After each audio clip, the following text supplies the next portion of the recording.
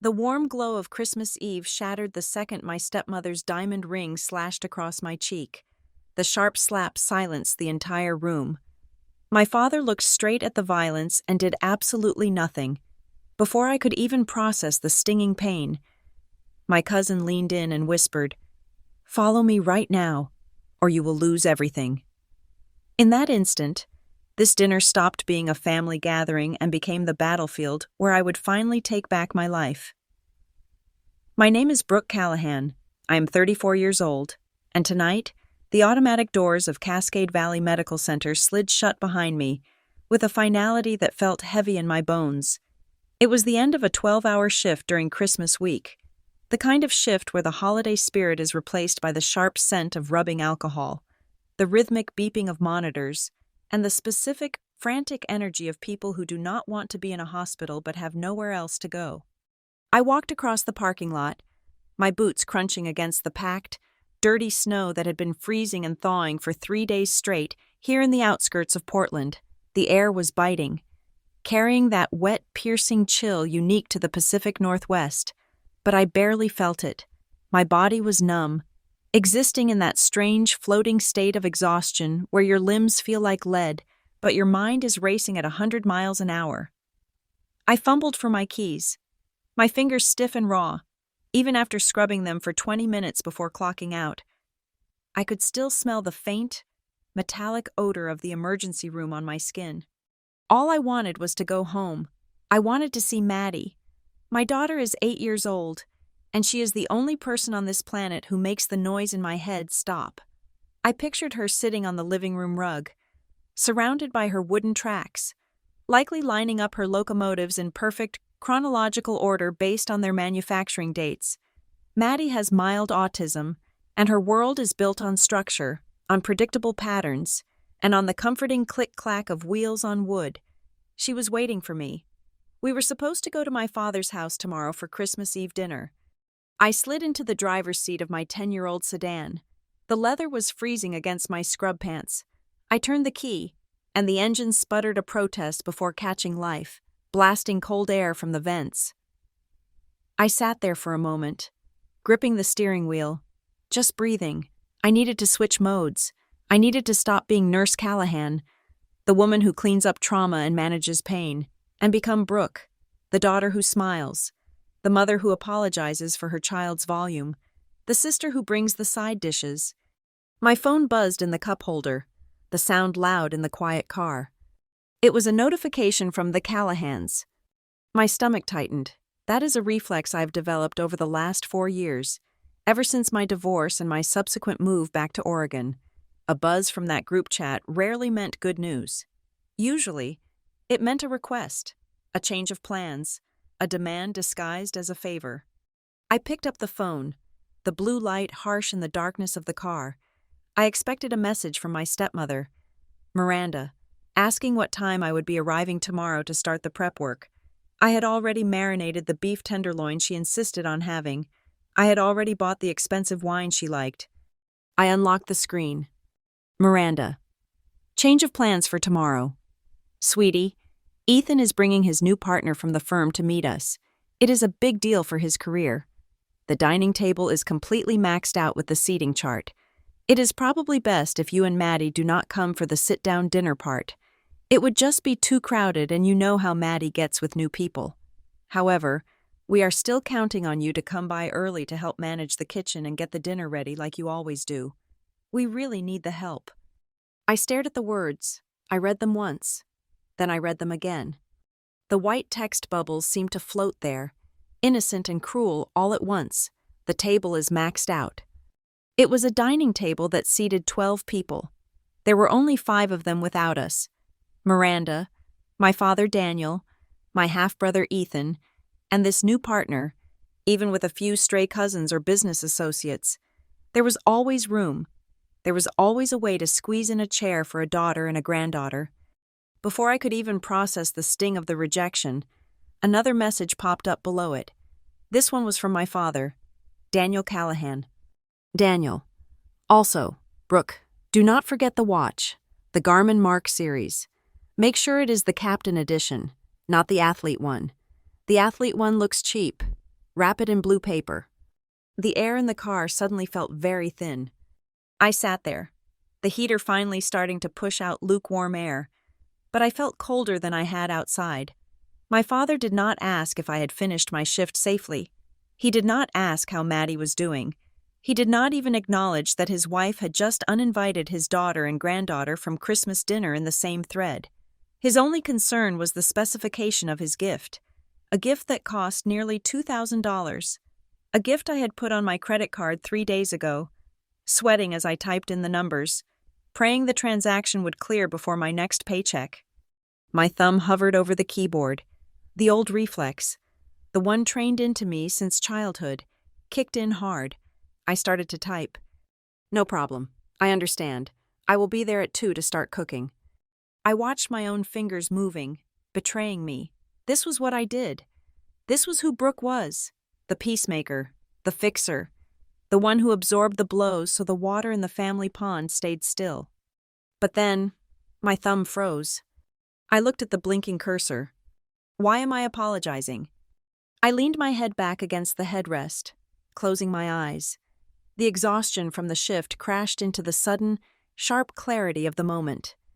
When I moved back to Portland 4 years ago, broken and bruised from a divorce that left me emotionally hollow, I thought I was coming home to a safety net.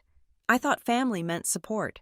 I thought that if I worked hard enough, if I was useful enough, I would earn my place back at the table. But that is not what happened. The memories flooded in, unbidden. I remembered the first month I was back. Miranda mentioned she had a charity gala to organize, but her assistant had quit. I volunteered. I spent 3 weeks staying up until 2 in the morning addressing envelopes and organizing seating charts. Miranda took the credit on stage while I stood in the back near the catering staff. I remembered when my father hurt his back. I drove him to physical therapy 3 times a week for 6 months, using my lunch breaks, eating protein bars in the car, so I would not be late returning to the hospital. He never said thank you. He just complained about the suspension in my car. And then, the memory that cut the deepest, the one that made my chest ache with a physical pain. It was 3 years ago. We were in Miranda's pristine, white-carpeted living room. Maddie was 5. We had just received the official diagnosis, autism spectrum disorder. I was scared, overwhelmed, and looking for reassurance. I had told Miranda and my father, tears in my eyes, hoping for a hug, hoping to hear that it didn't matter, that they loved her anyway. Miranda had looked at Maddie, who was spinning a toy wheel in the corner, and then looked at me with a tight, frozen smile. She had lowered her voice, even though no one else was there. Do not make a big thing of this to people. Brooke, it is not something we need to broadcast. She just needs discipline. You need to teach her how to behave correctly before you bring her around important company. That sentence had planted a seed of shame in my gut that I had been watering for 3 years. I had spent every holiday since then hypervigilant, terrifyingly anxious, watching Maddie like a hawk, shushing her happy noises, apologizing for her existence, trying to mold my beautiful, unique daughter into a shape that would fit into Miranda's rigid world. And for what? I looked down at the phone again. You know how Maddie gets with new people. They were not protecting Maddie. They were erasing her. They were ashamed of her. And because I was her mother, and because I was single, and because I was struggling, they were erasing me too. I looked out the windshield. The snow was falling harder now, thick white flakes sticking to the glass, obscuring the view of the hospital parking lot. In the silence of the car, a cold realization settled over me. It was colder than the winter air. They do not see me as a daughter. They do not see Maddie as a granddaughter. To Daniel and Miranda Callahan, I am not family. I am staff. I am a caterer who works for free. I am a personal shopper who pays for the privilege of buying the gifts. I am an emotional punching bag they keep around to make themselves feel benevolent. We still count on you to prepare the dinner. The audacity of it was breathless. They wanted my labor, but they did not want my presence. They wanted the food I cooked, but they did not want me to eat it. Another buzz. It was Ethan this time. My half-brother, the golden boy, the one who could do no wrong, whose career was the centerpiece of every conversation, whose comfort was the family's priority. Ethan, Miranda just told me you are being weird about the cooking thing. Come on. Brooke, don't make this difficult for Mom. This dinner is huge for me. Just be a team player. Christmas is about family, remember? I let out a short, dry laugh that sounded like a cough in the empty car. Family. The word tasted like ash in my mouth. Ethan was asking me to be a team player for a game I was not allowed to play. He was asking me to serve a meal to a table where I was not welcome. He was weaponizing the word family to ensure his own convenience. I looked at the message from my father again. Don't buy the cheap one. I thought about my bank account. I had $1,100 to last me 2 weeks. The watch had cost nearly double my disposable income for the month. I had planned to tell them I needed help with Maddie's therapy costs next month.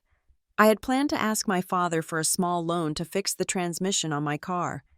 I realized now, with a clarity that was both terrifying and liberating, that the loan would never come. The help would never come. If I replied now, if I typed, "Okay, I'll be there," I would be signing a contract to be their victim for the rest of my life. I would be teaching Maddie that love looks like servitude. I would be teaching her that she is something to be hidden away when important people come over. My finger hovered over the power button on the side of the phone. I did not type a response. I did not delete the draft. I simply held the button down. The screen went black. The notifications ceased. The demands vanished into the electronic void. For the first time in 4 years, I did not answer. I sat there in the dark, the engine humming beneath me, the snow covering the world outside in a blanket of white silence. My heart was pounding against my ribs, hard and fast, like a bird trapped in a cage. It was fear, yes, but beneath the fear, there was something else, a spark, a tiny, dangerous ember of rage. I put the phone face down on the passenger seat. I put the car into gear. I was not going to tell them I wasn't coming, not yet. I was going to go home to my daughter. I was going to make her hot chocolate. And for the first time in my life, I was going to let the Callahans wait. This was not just a missed text message. This was the first crack in the foundation of the house they had built on my back.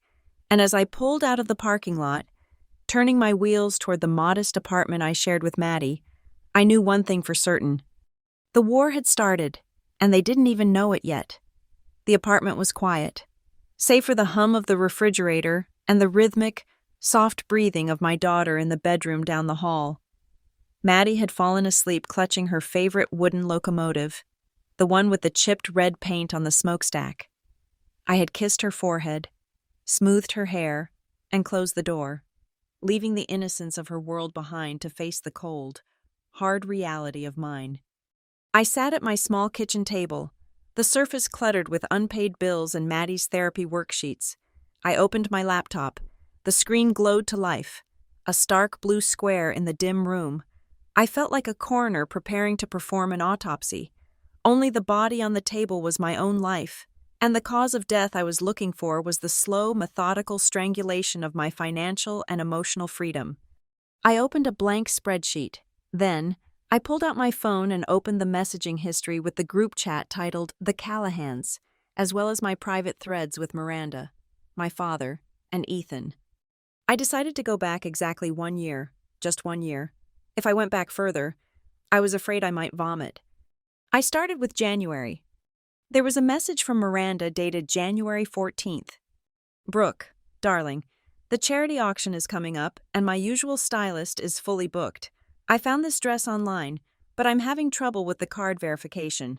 Can you grab it for me? I will pay you back at the dinner on Sunday. I switched tabs to my bank statement archives. I found the transaction, $450 to a boutique in downtown Portland. I looked for the reimbursement transaction. I scrolled through all of January, then February. It was not there. I typed it into the spreadsheet. January, Miranda's dress, $450, unpaid. I kept scrolling. March, a text from my father. Brooke, my back is acting up again. The doctor says I need that ergonomic lumbar support chair for the study. Can you order it to your place and bring it over? The delivery people always scratch the porch paint. I checked the bank statement, $380, plus another $50 for the special cushion he added in a follow-up text. I typed it in, March, Dad's chair, $430, unpaid. As I worked, a pattern began to emerge from the digital noise. It was not just the money, it was the language. It was the specific, curated phrases they used to extract what they wanted. In April, there was a message from Ethan. Hey sis, I am short on the deposit for the engagement venue. Just need a floater until my bonus clears next week. You are the only one I can trust with this. Mom would freak out if she knew I was tight on cash. You are the only one I can trust. That was the hook. Flattery designed to make me feel special, to make me feel like I was part of the inner circle. I had transferred him $2,000 from my savings account. That was money I had set aside for Maddie's future dental work. I checked the deposits for May. Ethan had transferred back $1,000, just half. The text accompanying it read, "Thanks, sis. Got hit with some car repairs, so here is half. Get you the rest soon." Soon never came. I entered it into the spreadsheet. April, Ethan's venue deposit, $1,000 outstanding. May, June, July. The screen began to fill with rows of data. Brooke, we need extra wine for the summer solstice party. Get the good stuff. You have such good taste. Brooke, I forgot my wallet at the club. Can you Venmo the valet? Brooke, we need you to pay the caterer's deposit for Dad's birthday. We will split it later. We will split it later. That was the most dangerous sentence in the English language. By the time I reached October, my eyes were burning. The messages were relentless. They were not asking for favors. They were issuing invoices disguised as family bonding, and every single time I hesitated, the emotional blackmail kicked in. What would we do without you? You are the glue holding this family together. Just this last time, sweetie. I paused at a message from November. It was from Miranda. Brooke, the housekeeper is sick. I have 12 people coming for the prep Thanksgiving brunch. I am in a panic. Only you know how to organize the kitchen the way I like it. Please come over early. I remembered that day. I had worked a night shift. I had driven straight to their house without sleeping. I had scrubbed their counters, arranged their flowers, and prepped their food for 5 hours. When the guests arrived, Miranda had handed me a glass of water and said, "You look exhausted. Dear, maybe you should go home and rest before you collapse." I had left before the first turkey slider was served. I had spent Thanksgiving eating leftover takeout while they posted photos of the brunch I made on Instagram. I looked at my bank account balance on the other tab, $342.16. I looked at the total cell at the bottom of my spreadsheet. I hit enter. The numbers stared back at me, black and stark against the white background. $12,480. I gasped, the sound sharp in the empty kitchen. $12,000 in 1 year. That was a used car that did not break down every time it rained. That was 6 months of specialized occupational therapy for Maddie. That was a down payment on a small house where no one could kick us out. That was our freedom. And I had given it to them. I had given it to a woman who wore diamond earrings to the grocery store. I had given it to a father who bought $2,000 watches as casual gifts. I had given it to a brother who earned 3 times my salary. I felt sick. A physical wave of nausea rolled through me. I pushed the laptop away and covered my mouth with my hand. It was not just that they were greedy, it was that they were cannibals. They were eating my future, bite by bite, and making me say thank you for the privilege. I needed to see it. I needed to see the lie in full color. I stood up, my legs shaky, and walked over to the bookshelf where I kept the old photo albums. I pulled down the one labeled Family Holidays. I opened it to the first page, a Christmas photo from 5 years ago. There they were, the Golden Trinity, Daniel, Miranda, and Ethan. They were standing in front of the fireplace, holding crystal flutes of champagne. The lighting was perfect. They looked radiant, successful, and tight-knit. I scanned the photo for myself. I was there, barely. I was in the far right corner of the frame, My back was half turned. I was wearing an apron. I was blurring out of focus because I was moving, carrying a platter of roast vegetables toward the table. I flipped the page. Thanksgiving. Miranda sat at the head of the table, laughing. Ethan was toasting Dad. Where was Brooke? I found myself in the background, visible through the kitchen doorway, washing dishes. I flipped again. Easter, 4th of July, Dad's retirement party. It was the same composition every single time. They were the protagonists. I was the stagehand. I was the extra who made sure the lighting was right and the props were in place, but who was never meant to have a speaking line. Then, my hand stopped on a photo that was much older. It was a Polaroid, slightly yellowed with age. It was my 13th birthday. I was standing in the kitchen of our old house. I was holding a lopsided chocolate cake with messy frosting. I was smiling, but my eyes were red and puffy. I remembered that day with a clarity that cut like a knife. Miranda had promised to bake me a cake. It was the one thing I had asked for. But on the morning of my birthday, she had come down with a migraine. She had shut herself in her bedroom with the curtains drawn. My father had looked at me, a disappointed 13-year-old, and said, "She is in a lot of pain. Brooke, do not be selfish. If you want a cake, there is mix in the pantry." So I had baked my own birthday cake. I had mixed the batter with tears running down my face. I had frosted it while my dad watched football in the living room. When Miranda finally came down that evening, miraculously recovered just in time for dinner, my father had put his arm around her. He had looked at the cake I made and said to her, "Look at that. You have raised her to be so independent. She knows how to step up and think of the family when you are not feeling well." He had given her the credit for my neglect. I stared at the photo. I stared at the 13-year-old girl who just wanted to be loved, who thought that if she baked the cake well enough, if she was quiet enough, if she was useful enough, they would finally see her. I grabbed a pen and my notebook. My hand was trembling, but my letters were firm and dark. I wrote, "They do not love me. They do not even like me." I took a breath, the air shuddering in my lungs. I wrote, "They did not help me when I moved back. They secured an asset. They invested in a full-time server, a chef, a nurse, and a banker named Brooke." The ink bled slightly into the paper where I pressed too hard. This was not a family that was a little bit selfish. This was a system. It was a sophisticated, well-oiled machine designed to extract labor and capital from the weakest member to subsidize the luxury of the strongest. It was a financial parasitism disguised as filial duty. I looked back at the laptop screen. The spreadsheet was still there. The column of red numbers was an indictment. I did not close the tab. I did not delete the file. Instead, I went to Save As. My fingers flew across the keys. I needed a name that I would never ignore. A name that would remind me of the nausea I felt right now every time I was tempted to say yes to them again. I typed, "The Truth About the Callahans." I saved it to my hard drive. Then I saved a backup to the cloud. Then I emailed a copy to my work address. I sat back in the chair. The room was still dark. The snow was still falling outside. But the confusion was gone. The fog of guilt that had clouded my vision for decades had evaporated, burned away by the heat of 12,000 stolen dollars.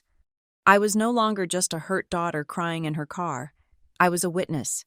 And for the first time in my life, I had the evidence. I closed the laptop with a snap. It sounded like the cocking of a gun. The morning after I compiled the spreadsheet, the world looked different. It was as if someone had turned up the contrast on a television screen, making the shadows darker and the edges sharper.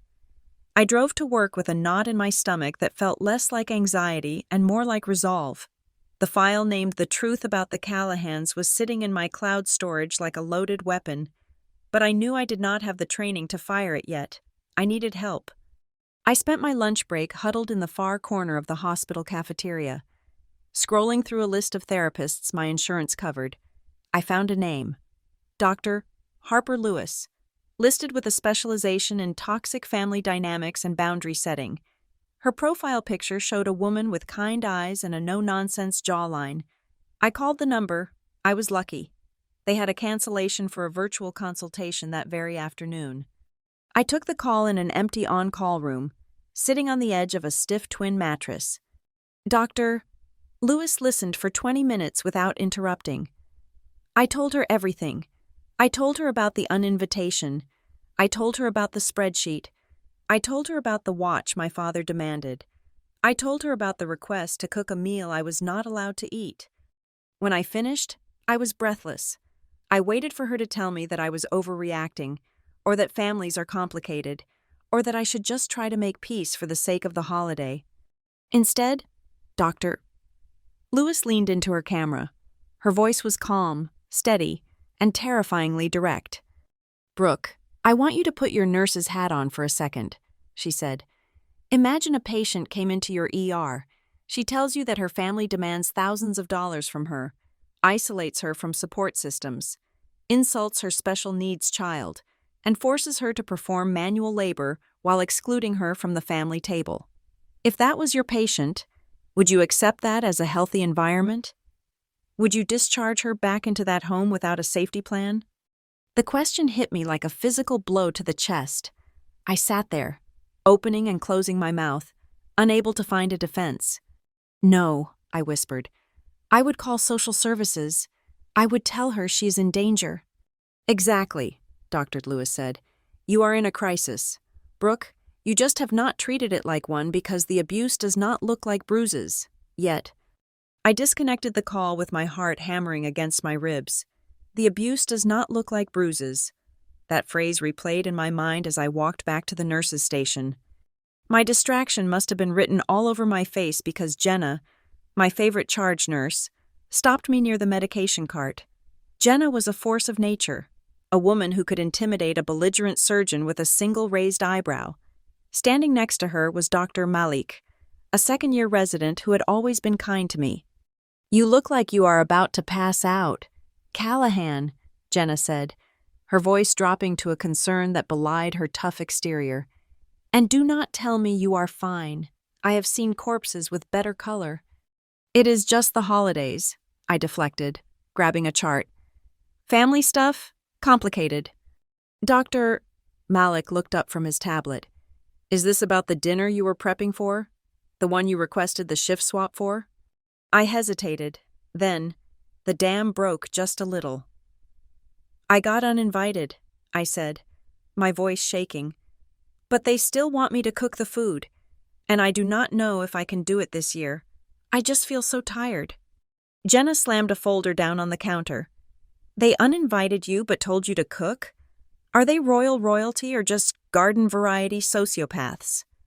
It is complicated, I repeated, the old defense mechanism kicking in. It is just hard with Maddie. I need to figure out what to do with her if I go over there to confront them, but I do not have a sitter, and— Stop, Jenna commanded. Doctor, Malik and I are off tomorrow evening. We were going to order Chinese food and watch bad movies. Bring Maddie to my place. Malik is great with kids. He knows all the dinosaur names. Does she like dinosaurs? Trains, I said automatically. She likes trains. I can do trains. Dr. Malik smiled, and it was a genuine, warm smile that reached his eyes. I used to be obsessed with the London Underground maps. We will be fine. You go do what you need to do. Go to that support group you talked about last month, the one you never have time for. I looked at them. 2 colleagues who owed me nothing were offering me more support in 2 minutes than my father had offered in 4 years. I felt a sting of tears and blinked them back rapidly. Thank you, I managed to say. I might take you up on that. That evening, I did. I dropped Maddie off with Jenna, who greeted her with a warm hug and a bowl of popcorn, and I drove to the community center for the Parents of Neurodivergent Children support group. The room smelled of stale coffee and floor wax. There were about 10 of us sitting on metal folding chairs. I sat in the back, intending to just listen. A woman named Sarah was speaking. She looked tired, her hair pulled back in a messy bun. This is the first year I'm not going to my in-laws, Sarah said, her hands twisting a paper cup. Every year, they make comments about my son. They say he is too loud, or too weird, or that I coddle him. Last year, They locked his iPad in a drawer because they said screens ruin Christmas. He had a meltdown. It took me 3 weeks to get him back to baseline. The room nodded in collective understanding. So, this year, Sarah continued, looking up with a fierce defiance, I told them no. We are staying home in our pajamas. We are going to eat waffles for dinner. And it is going to be our Christmas. I felt guilty at first, but then I realized I am not ruining Christmas. I am saving it. I am saving it. The words planted a seed in my chest. It was a tiny, terrifying seed of hope. What if Christmas did not have to be a performance? What if it could just be peace? I picked up Maddie from Jenna's later that night. She was beaming, clutching a drawing of a locomotive that Dr. Yi Malik had sketched for her. He knows the steam engine parts. Mom, she told me excitedly as we drove home. When we got into our apartment, I knelt down to help her take off her boots. I looked into her eyes. Maddie, I said softly, I have a question. What if we do not go to Grandpa and Grandma Miranda's house tomorrow? What if just the two of us have Christmas dinner somewhere else? Maybe a picnic on the living room floor? Maddie tilted her head. She did not look disappointed. She did not look sad. She just asked, Is there a train there? We can put the train set right in the middle of the picnic blanket, I promised. Okay, she said simply, and turned to walk to her room. It was that easy. The obligation I had been carrying, the weight that had been crushing me, meant nothing to her. She did not care about the crystal glasses or the expensive roast. She just wanted to be safe. She just wanted her trains. I stood up, feeling lighter than I had in years. I was ready to text them. I was ready to say no. Then my phone rang. The screen displayed a photo of Miranda, smiling perfectly. My stomach dropped. The lightness vanished, replaced by the heavy, conditioned dread I knew so well. I answered, Hello? Brooke, darling. Miranda's voice oozed through the speaker. It was her sweet poison voice, high-pitched, melodic, and laced with underlying menace. I was just checking to make sure you have the time for the roast chicken. You know Ethan loves your lemon thyme recipe. It really wouldn't be Christmas without it. She was doing it again, pretending the uninvitation hadn't happened, pretending I was just the help. Miranda, I started, my grip on the phone tightening. I was actually thinking, since Maddie and I aren't eating with you, maybe I should just stay home this year. It is a lot of driving just to drop off food. There was a silence on the other end. It was sharp and cold. Brooke, she sighed, the sweetness evaporating. Don't be dramatic. After everything we have done for you, when you came crawling back here after that mess of a divorce, who opened their doors? Who helped you find that apartment? We are family. You do for family. I know, I stammered, the old guilt rising up to choke me. But put your father on, Miranda said, her voice icy. A moment later, Daniel's voice boomed in my ear. Brooke, what is this I hear about you backing out? I am not backing out, Dad. I just think... Listen to me, he cut me off. Your mother, Miranda, is stressed enough with this dinner. She does not need your attitude. And frankly, if you cannot do this one small thing for us, I do not see why we should continue to inconvenience ourselves for you. That arrangement we have with Mrs. Higgins picking Maddie up from school on Tuesdays? Miranda pays for that out of the household account. If you are not part of this family's efforts, maybe we stop being part of yours. My blood ran cold. Mrs. Higgins, the neighbor they paid to watch Maddie for 2 hours on Tuesday afternoons, so I could work the overlap shift. If I lost that, I would have to cut my hours. I would lose income I could not afford to lose. They knew exactly where to hit me. They knew exactly how fragile my life was. I understand, I whispered, hating myself. Good, Daniel grunted. 2 o'clock. Don't be late. And bring the watch. The line went dead. I stood in the middle of my kitchen, shaking. I felt trapped. I was a rat in a maze. And every time I tried to find a way out, they shocked me. I looked at the phone, hating it, hating them, hating my own cowardice. Then, the phone buzzed again. I flinched, expecting another demand. But it was a text message, and the name on the screen was one I had not seen in years. Olivia Hart. Olivia, my cousin, my biological mother's sister's daughter. She was 3 years older than me. When we were kids, before my mother died, Olivia was the one who pushed me on the swings. When Miranda first moved in and tried to throw away my mother's old gardening boots, Olivia had fished them out of the trash and hidden them in her garage for me. But Olivia had moved away for college, then to Europe, and we had drifted apart.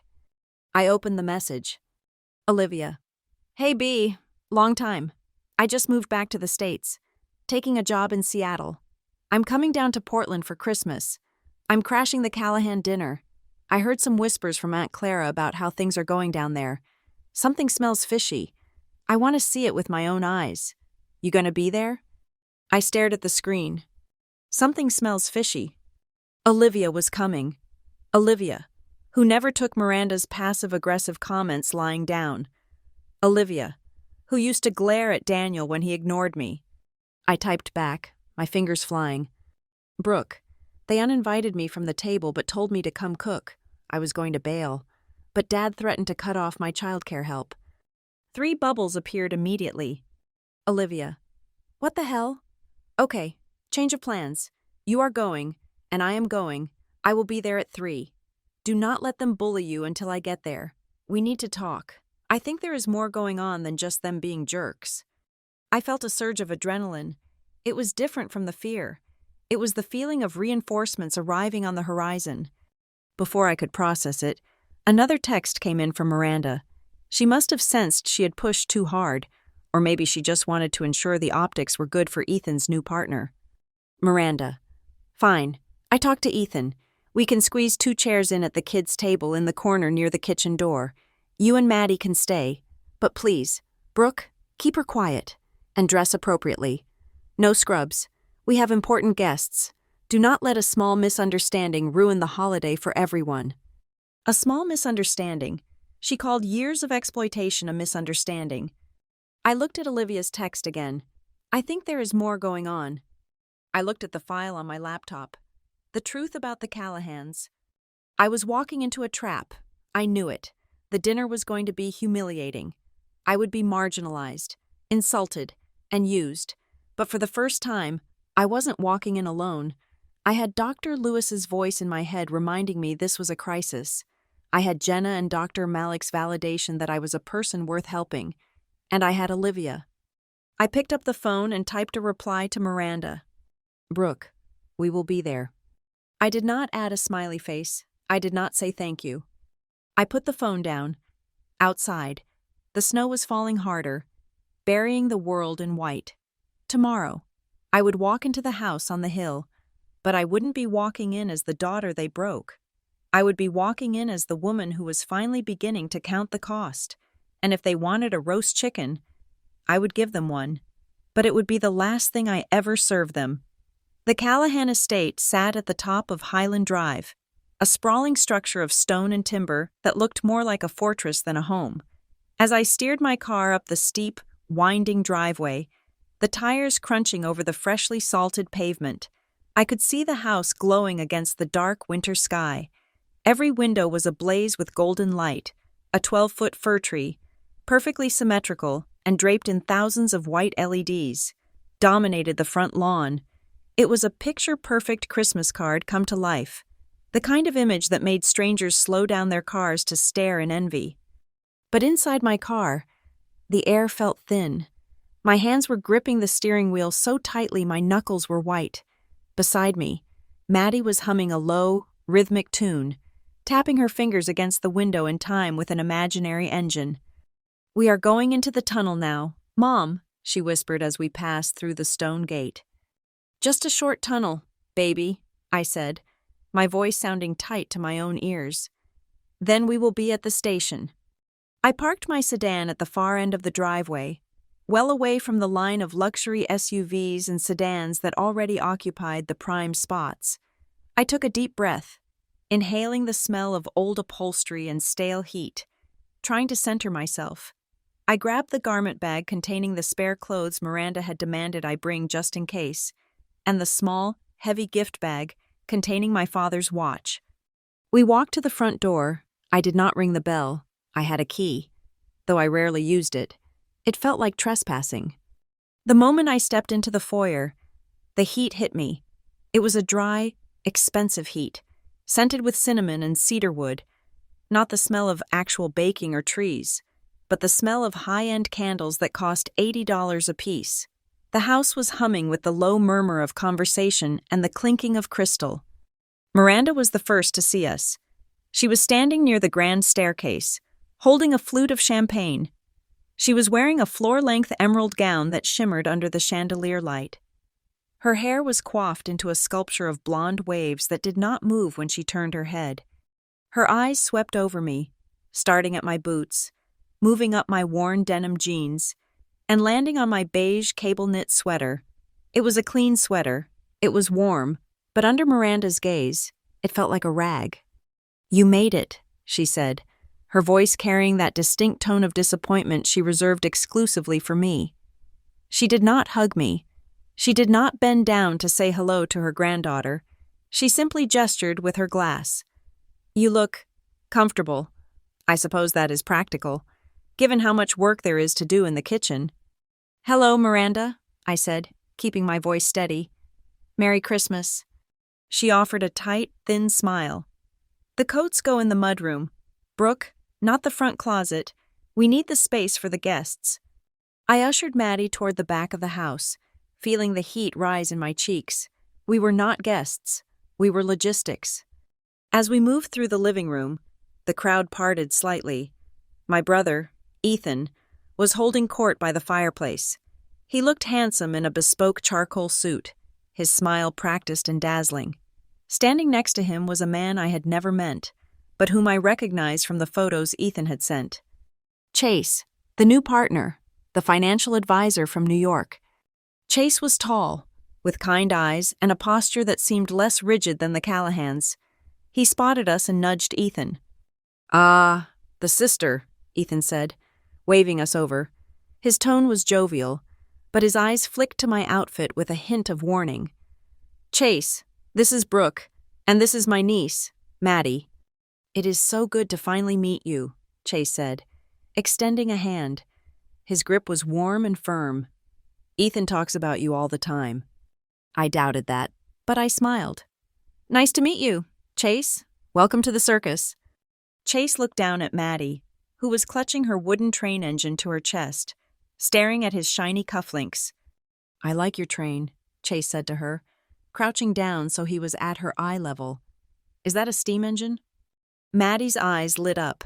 "It is a 462 Pacific type," she recited rapidly, rocking back on her heels. "It pulls express passenger trains. It goes very fast through the snow." Most people, when faced with Maddie's specific intensity, would pull back or offer a condescending, "How cute." But Chase grinned.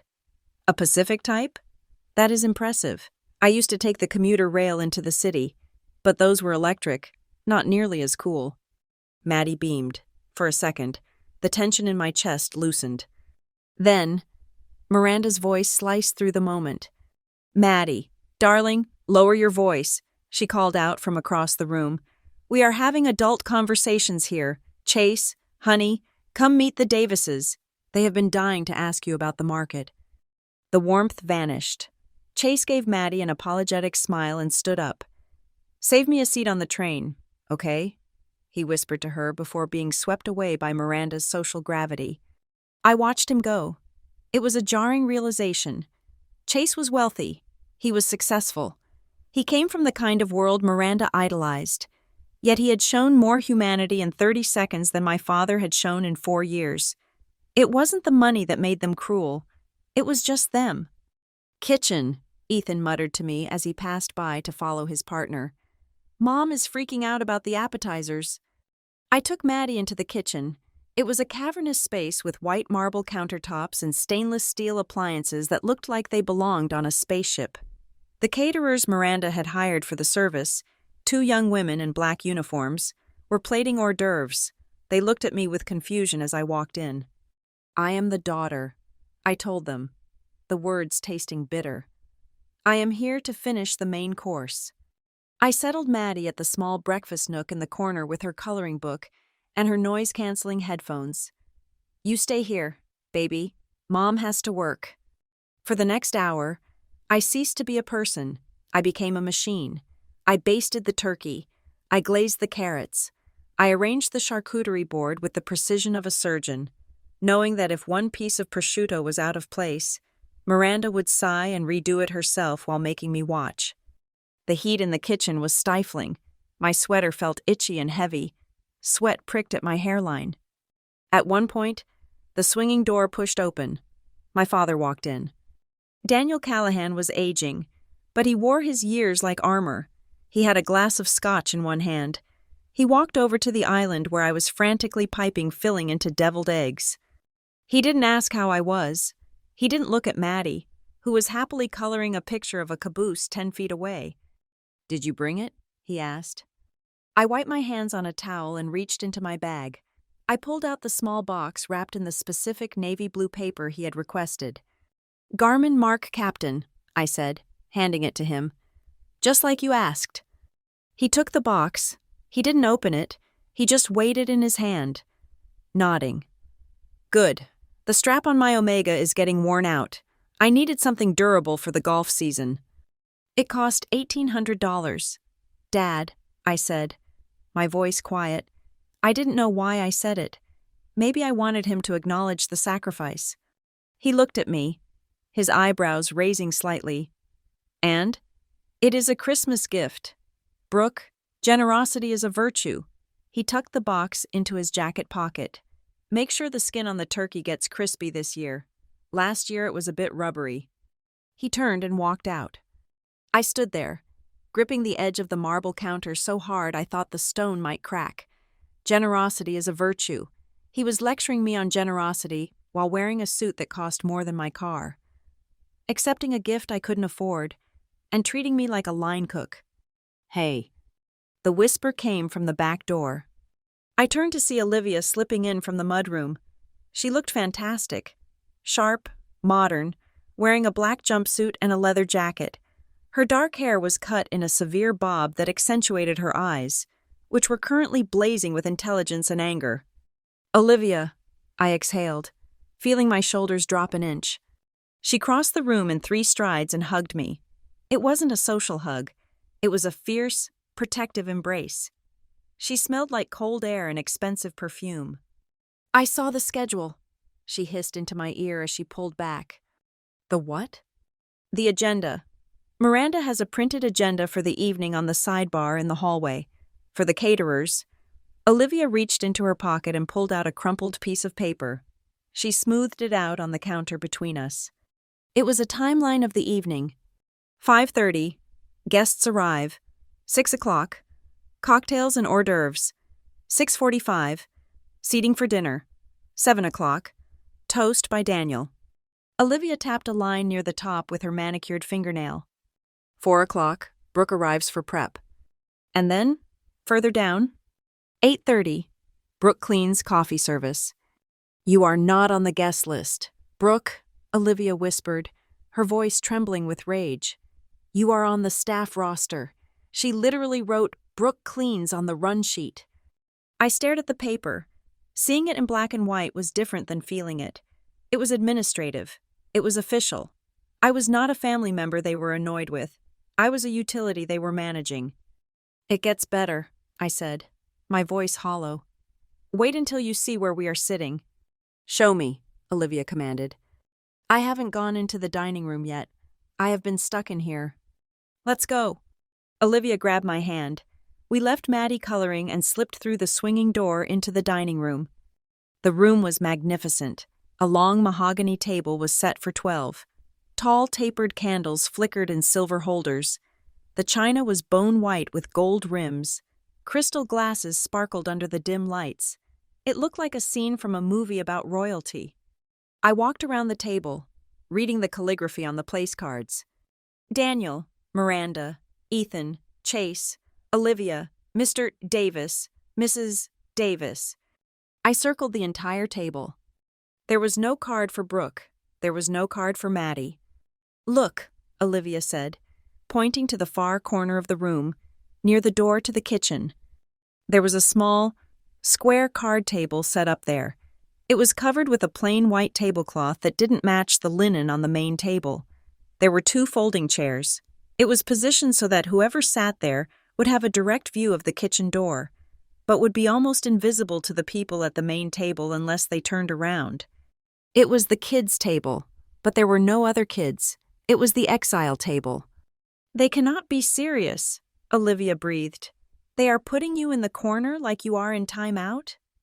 "They said the main table was full," I said. "They said it was for the adults." "I am sitting at the main table," Olivia snapped. "I am younger than you, and Chase has been here for 5 minutes. Just then, Ethan walked in with Miranda. They stopped when they saw us standing by the small table. "Oh, good. You found your spot," Miranda said, breezing past us to adjust a flower arrangement. "It is actually cozy over there, and it is better for Maddie. She won't feel so overwhelmed by the conversation. Plus, you will be close to the kitchen to bring out the courses."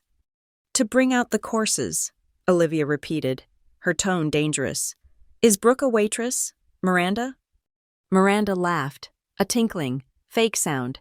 "Don't be silly, Olivia. We all pitch in. It is a family effort." Ethan chimed in, clapping his hands together. He looked at the room with satisfaction, then looked at the guests who were starting to drift in from the living room. "Honestly," Ethan announced, raising his voice slightly so the guests could hear him, "we are so lucky to have Brooke. Miranda always says that if it weren't for Brooke, this house would never be able to host parties like this. She is the engine that keeps the Callahan Christmas running." He beamed at me, expecting me to be flattered. The guests smiled and nodded politely. "How wonderful," someone murmured. "Such a helpful daughter." I stood there, frozen. He thought it was a compliment. He genuinely thought that telling a room full of people that I was the only reason they could function was praise. He didn't see that he was admitting I was the foundation they stood on, the dirt beneath their shoes that held them up. She is the engine. I looked at the folding table. I looked at the kitchen door. I looked at Miranda, who was already turning away to greet a wealthy neighbor. I felt something click inside my chest. It wasn't a snap. It was heavier than that. It was the sound of a vault door closing. I swallowed the lump in my throat. I swallowed the tears that wanted to come. I looked at Olivia. Her eyes were wide, waiting for me to explode. "Not yet," I whispered to her, barely moving my lips.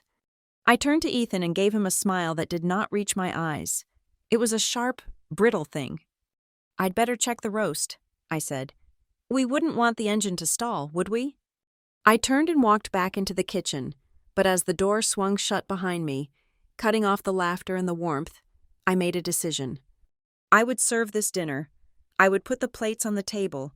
But if they pushed me, if they said one word about Maddie, if they made one more demand, if they treated me like a servant one more time, I was going to burn their perfect little kingdom to the ground. I walked over to Maddie, who looked up and smiled. "Is it time to eat?" she asked. "Almost, baby," I said, smoothing her hair. "Almost time."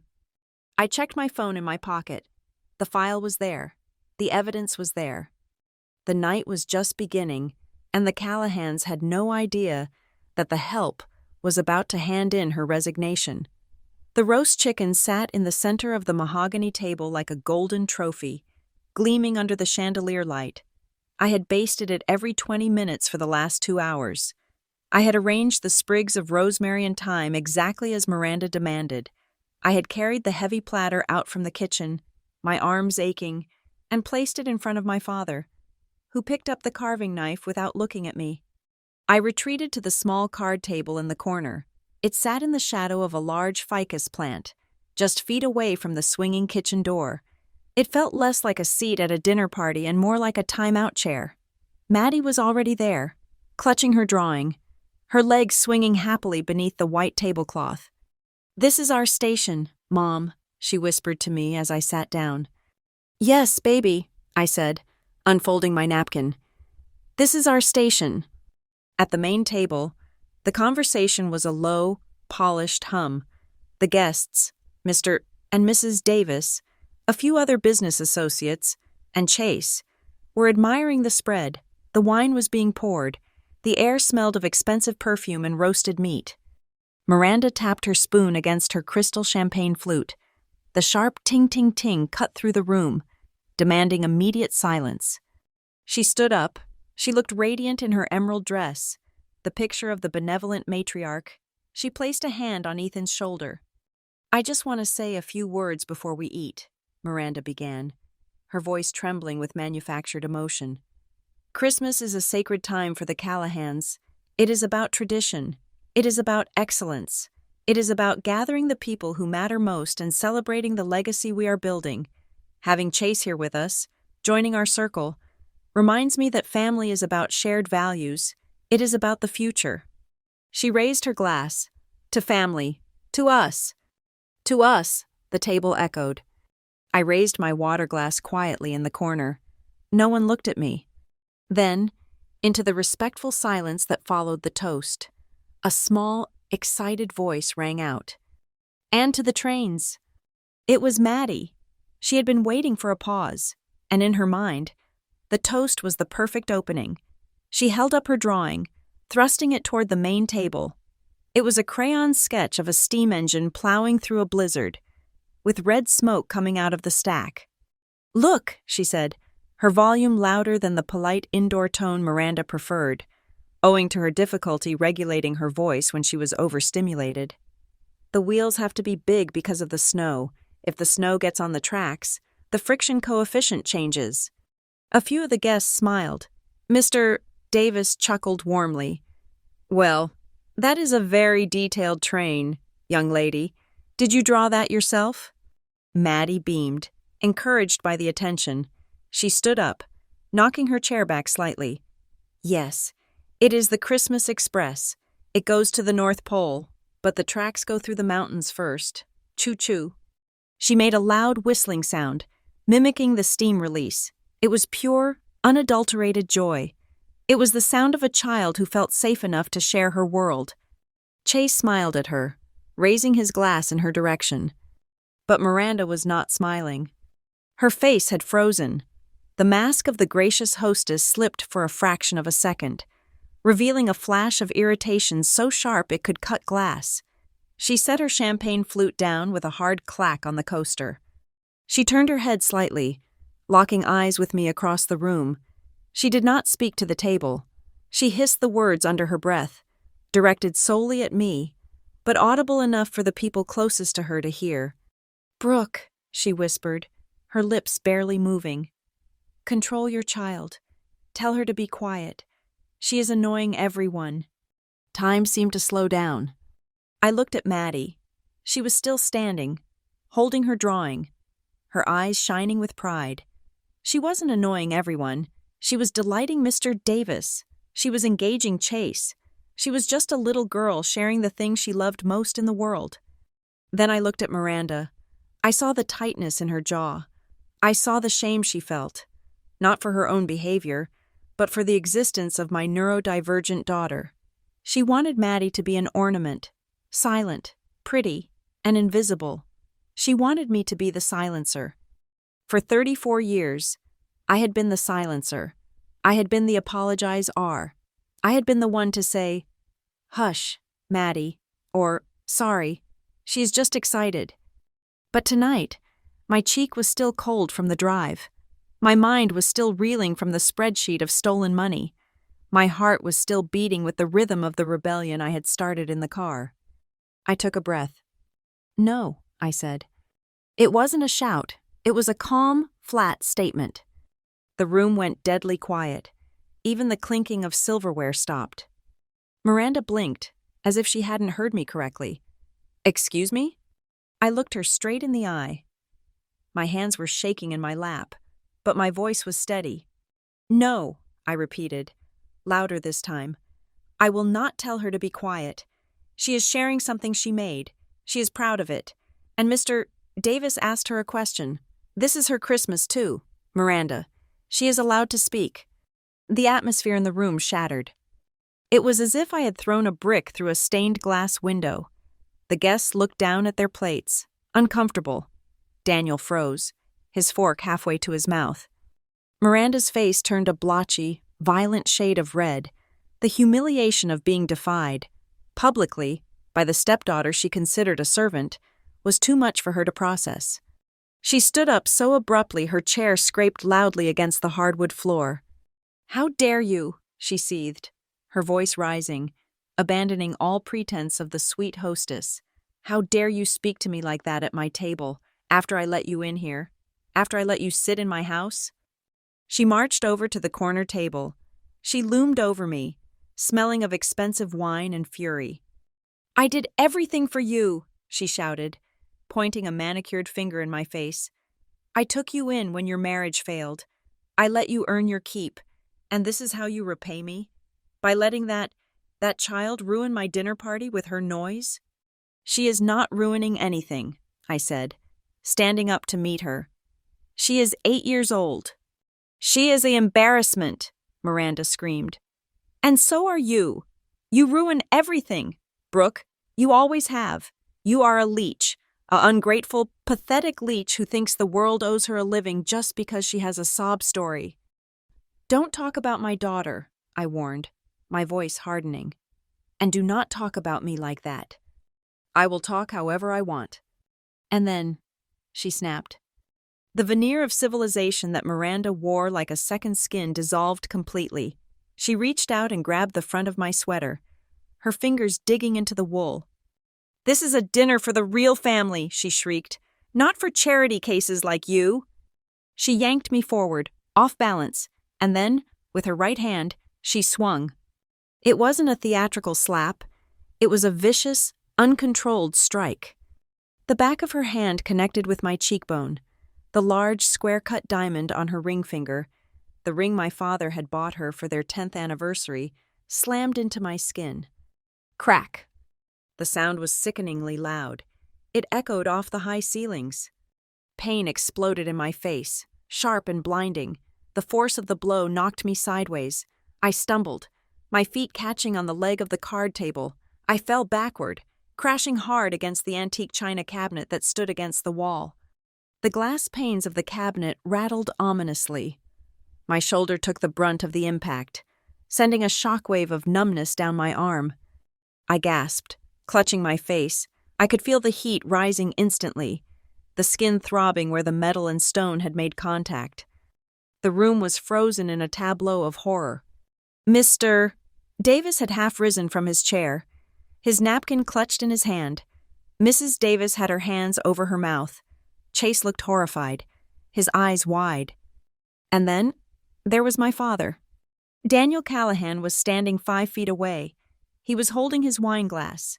He was looking directly at me. He saw his wife strike his daughter. He saw me hit the cabinet. I looked at him. I looked for the outrage. I looked for the protection. I looked for the father who was supposed to step in. He took a sip of wine. He lowered the glass slowly. He looked tired. He looked annoyed. "Miranda," he said, his voice weary, as if he were scolding a puppy for chewing a slipper. "Come on, not in front of the guests." That was it.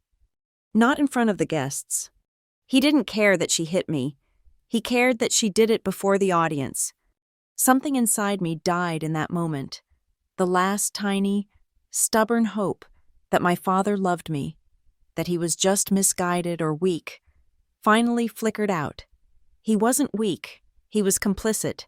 He was a monster who watched his child bleed and worried about the tablecloth. A guest, I think it was Mr. Davis, started to step forward. "Now, see here. This is—" Miranda whipped her head around. Her eyes were wild, manic. She glared at him with such ferocity that he actually stopped moving. "Sit down," she hissed. "This is a family matter." "Mr. Davis hesitated, then slowly sank back into his chair, cowed by the sheer force of her malice. Then, a sound broke the silence, a high, terrified wail. Maddie. She was curled up in her chair, hands over her ears, rocking back and forth. The shouting, the violence, the noise. It was her worst nightmare. She was crying, a raw, guttural sound of pure panic. "Too loud! Too loud! Make it stop!" she screamed. I tried to push myself up. Maddie! But Ethan was faster. My brother, the golden boy, the hero, stood up. He didn't come to help me. He didn't restrain his mother. He walked over to Maddie, grabbed her by the arm, and hauled her out of the chair. "Come on," he said roughly. "You are making a scene." "No!" Maddie shrieked, flailing. "I want my mom!" "Let the adults talk," Ethan snapped. He dragged her, physically dragged my terrified, weeping daughter, toward the hallway. "Chase, help me get the door." Chase looked torn, but he was new, and he was confused, and he followed Ethan, looking back at me with helpless eyes. Watching Ethan drag Maddie away hurt more than the diamond ring. It hurt more than the cabinet. It was a violation so profound I couldn't breathe. They were removing the problem so they could continue their dinner. I pulled myself up. My legs were shaking violently. My hand was still cupped over my cheek, which felt like it was on fire. I could feel a trickle of warmth, blood, running down my jaw where the ring had broken the skin. I stood there, panting. Miranda was breathing hard, adjusting her dress. She looked at me with pure disgust. "Go wash your face," she said, her voice shaking but lowering back to a conversational volume. "And then bring out the coffee. We need to clear this air." She turned her back on me. She turned back to the table, picked up her napkin, and placed it on her lap. "I apologize, everyone," she said to the stunned guests. "Family drama. You know how it is." She was going to continue eating. She was going to act like she hadn't just assaulted me. She was going to erase it, just like she erased everything else. I looked around the table. Everyone was looking down. No one would meet my eyes. The silence was heavy, suffocating, and complicit. They were all going to let her do it. Except for one person. Olivia. Olivia was standing on the other side of the room. She hadn't moved during the slap. She had been frozen in shock. But now, she was moving. Her face was pale, but her eyes were dark with a fury that matched the fire in my own chest. She wasn't looking at Miranda. She was looking at me. She walked around the table, ignoring Miranda, ignoring Daniel. She walked straight to where I was standing by the china cabinet. She saw the blood on my cheek. She saw the way I was trembling. She didn't hug me this time. She didn't offer comfort. She leaned in close, her lips brushing my ear. Her voice was a low, urgent whisper that cut through the ringing in my head like a siren. "Follow me right now," she hissed. "Get up those stairs. If you stay here, if you clean that coffee, you are dead. But if you come with me, we take it all back, everything, right now." I looked at her. "Where?" I whispered, my voice cracking. "The office," she said. "The door is unlocked." I looked at the back of Miranda's head. I looked at my father's hunched shoulders. I took my hand away from my cheek. I looked at the blood on my fingers. I turned to Olivia. "Lead the way," I said. We moved through the hallway like ghosts. My feet felt heavy, as if I were walking underwater, but Olivia's grip on my wrist was ironclad. We bypassed the main staircase and took the narrow servants' stairs at the back of the house, the ones that led up from the kitchen corridor. The air grew cooler as we ascended, leaving the scent of roast chicken and the heat of the argument downstairs. My cheek was throbbing with a pulse of its own. I could feel the skin tightening, swelling around the cut where the diamond had bitten in, but the physical pain was distant, muffled by the adrenaline crashing through my veins. "In here," Olivia whispered. She stopped in front of a heavy oak door at the end of the second-floor landing. This was Miranda's home office. In the 10 years my father had lived in this house, I had never seen the inside of this room. The door was always locked. Miranda treated it like a vault, the inner sanctum where she managed her charity work and the household accounts. Tonight, the door was ajar. A sliver of darkness leaked out into the hallway. She was so frantic about the dinner seating chart and the caterers, she must have forgotten to lock it, Olivia murmured, pushing the door open with her shoulder. Careless. Arrogance makes people careless. We stepped inside. The room was freezing. Miranda had left the window cracked open, perhaps to smoke a secret cigarette, and the winter air had settled over the furniture. The only light came from the blue glow of a laptop screen sitting open on the massive mahogany desk. "Olivia," I whispered, my voice shaking. "We cannot be in here. If she finds us, she will call the police. She will say we are stealing." "We are not stealing." "Brooke," Olivia said, her voice hard and flat. "We are recovering." She walked around the desk and tapped the trackpad of the laptop. The screen brightened. "I was up here earlier looking for the guest bathroom," Olivia explained, her eyes scanning the screen. "I heard Miranda's phone ringing in here. She came in to answer it. She did not see me in the hallway. I heard her screaming at someone. She was talking about liquidity. She was talking about moving the assets before the end of the fiscal year. And then she said your name." My stomach dropped. "My name?" She said, "Brooke does not know anything. She is too busy trying to survive. Just sign the transfer." Olivia looked up at me. That is when I knew. This is not just about her being a mean stepmother. This is a heist. She pointed to the screen. "Look." I walked around the desk. My legs felt weak. I placed a hand on the leather chair to steady myself and looked at the open window on the screen. It was Miranda's email client. The inbox was full of messages from a sender named Holloway and Associates. I recognized the name. They were the family lawyers who had handled my mother's estate when she passed away 15 years ago. Or rather, they were the lawyers who had told me there was no estate to handle. Olivia clicked on an email dated 3 weeks ago. The subject line read, "Finalizing trust dissolution. C. Callahan Estate." My breath hitched. C. Callahan, Clarissa, my grandmother, my mother's mother. I read the text. "Miranda, regarding the remaining balance in the Clarissa Callahan Testamentary Trust, as per your instruction, we have prepared the documents to dissolve the trust and transfer the remaining $350,000 into the joint account managed by you and Daniel. We just need to confirm that the primary beneficiary, Brooke Callahan, has waived her claim or has been deemed mentally unfit to manage the funds as previously discussed." I stared at the numbers. $350,000. The room seemed to spin. I grabbed the edge of the desk. "There was a trust," I whispered. "Grandma left me a trust?" "Keep reading," Olivia said, scrolling down. There was a PDF attachment open in the preview pane. It was a scan of a document that looked old. The paper was yellowed, the typewriter font slightly uneven. It was a last will and testament. "I, Clarissa Jane Callahan, being of sound mind, do hereby bequeath my property located at 42 Lighthouse Road, Crescent Bay, and the sum of $500,000 to my granddaughter, Brooke Callahan, to be held in trust until her 25th birthday." I let out a sound that was half sob, half gasp. Crescent Bay. I remembered that house. It was a small yellow cottage overlooking the ocean. We used to go there when I was little, before Mom got sick. I thought it had been sold to pay for Mom's medical bills. That was what Daniel had told me. That was what Miranda had confirmed with a sad shake of her head. We had to sell everything. "Sweetie, medical care is so expensive."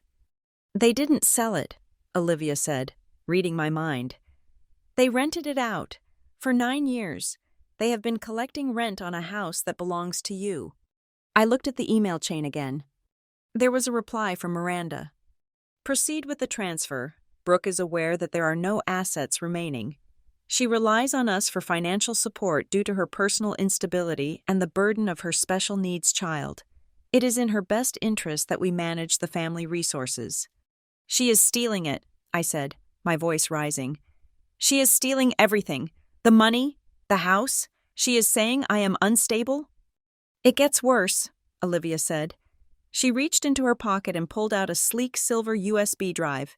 She plugged it into the side of Miranda's laptop. "I did some digging before I came here. My aunt, your mom's sister, told me years ago she suspected Daniel never probated the will correctly, so I called a friend in the county clerk's office. She opened a file on the USB drive. It was a spreadsheet, far more complex than the one I had made the night before. "These are bank statements from a shell company called Miraco Holdings," Olivia said. Look at the deposits. I looked every month for the last 4 years. There was a transfer of $2,500 into Miraco Holdings. The source of the transfer? The C. Callahan Trust. They have been draining it, I realized, feeling sick. A little bit every month, like a slow leak. And look where the money goes, Olivia said, pointing to the expenditure column. Payment. Mercedes-Benz Financial Services. Payment. The Grand Hawaiian Resort. Payment. Ethan Callahan. Tuition reimbursement. I stared at the screen, the world tilted on its axis. The car Miranda drove, the vacation they took last summer, the MBA degree Ethan had bragged about paying for himself. They paid for it with my money. They paid for it with the money my grandmother left to ensure I would be safe. They paid for it while I was buying generic brand diapers. They paid for it while I was skipping meals to pay for Maddie's speech therapy. But then, Olivia clicked on one last email. This is the one that made me want to burn this house down, she said quietly. It was an email from Daniel to Miranda. It was dated 4 years ago, right after my divorce. Subject: Brooke coming back. Miranda: I know you do not want her in the house, but think about the optics. If we turn her away, people will talk. Plus, if she is here, we can keep an eye on the situation with the trust. If she gets desperate and hires a lawyer, she might find out about the Crescent Bay property. The best way to handle this is to keep her close. Make her dependent on us. Offer to help with the girl, Maddie. If we control her childcare, we control her schedule. We keep her too tired to ask questions. We can tell her the money is gone. She trusts me. She will believe it. I read the email 3 times. We keep her too tired to ask questions. That was the strategy. The late-night texts, the demands for cooking, the constant requests for favors, the manipulation of the childcare schedule. It wasn't just that they were selfish. It was a tactical campaign. They had weaponized my exhaustion. They had used my love for my daughter and my need for safety as a leash to keep me from looking at the finances. My father, the man who had just watched his wife slap me and done nothing. He hadn't just failed to protect me. He had orchestrated my enslavement. I felt a coldness spread through my body that had nothing to do with the open window. It was the death of the daughter I used to be. The Brooke who wanted Daddy's approval died in that chair. The Brooke who wanted Miranda to like her turned to dust. I touched the spot on my cheek where the ring had hit me. It was hot, pulsing, angry. They owe me, I whispered. They owe me hundreds of thousands of dollars. More, Olivia said. With the rent from the beach house, with interest, we are talking $500,000. Brooke, minimum. She turned to me, grabbing my shoulders. Her eyes were fierce. Listen to me carefully, she said. Miranda is downstairs right now spinning a story. She is telling everyone you are hysterical. She is telling them you are unstable. She is setting the stage so that when she finalizes this theft next week, no one will believe you if you complain. She gestured to the door. If you walk back out there and apologize, if you clean up the coffee cups and go home, you are signing away your future. You are signing away Maddie's future. You are letting them win. I looked at the laptop. I looked at the evidence of the systematic dismantling of my life. What do? I asked. We take it, Olivia said. We take the evidence, we save every file, we forward every email, and then we go downstairs and we finish this dinner. But we do not finish it as guests. We finish it as prosecutors. She pulled a smartphone out of her pocket. Start taking pictures. Everything. Get the dates. Get the headers. I will download the files to my drive. We need backups of backups. My hands were shaking as I pulled out my own phone. I aimed the camera at the screen. Click, the email from Daniel. Click, the will.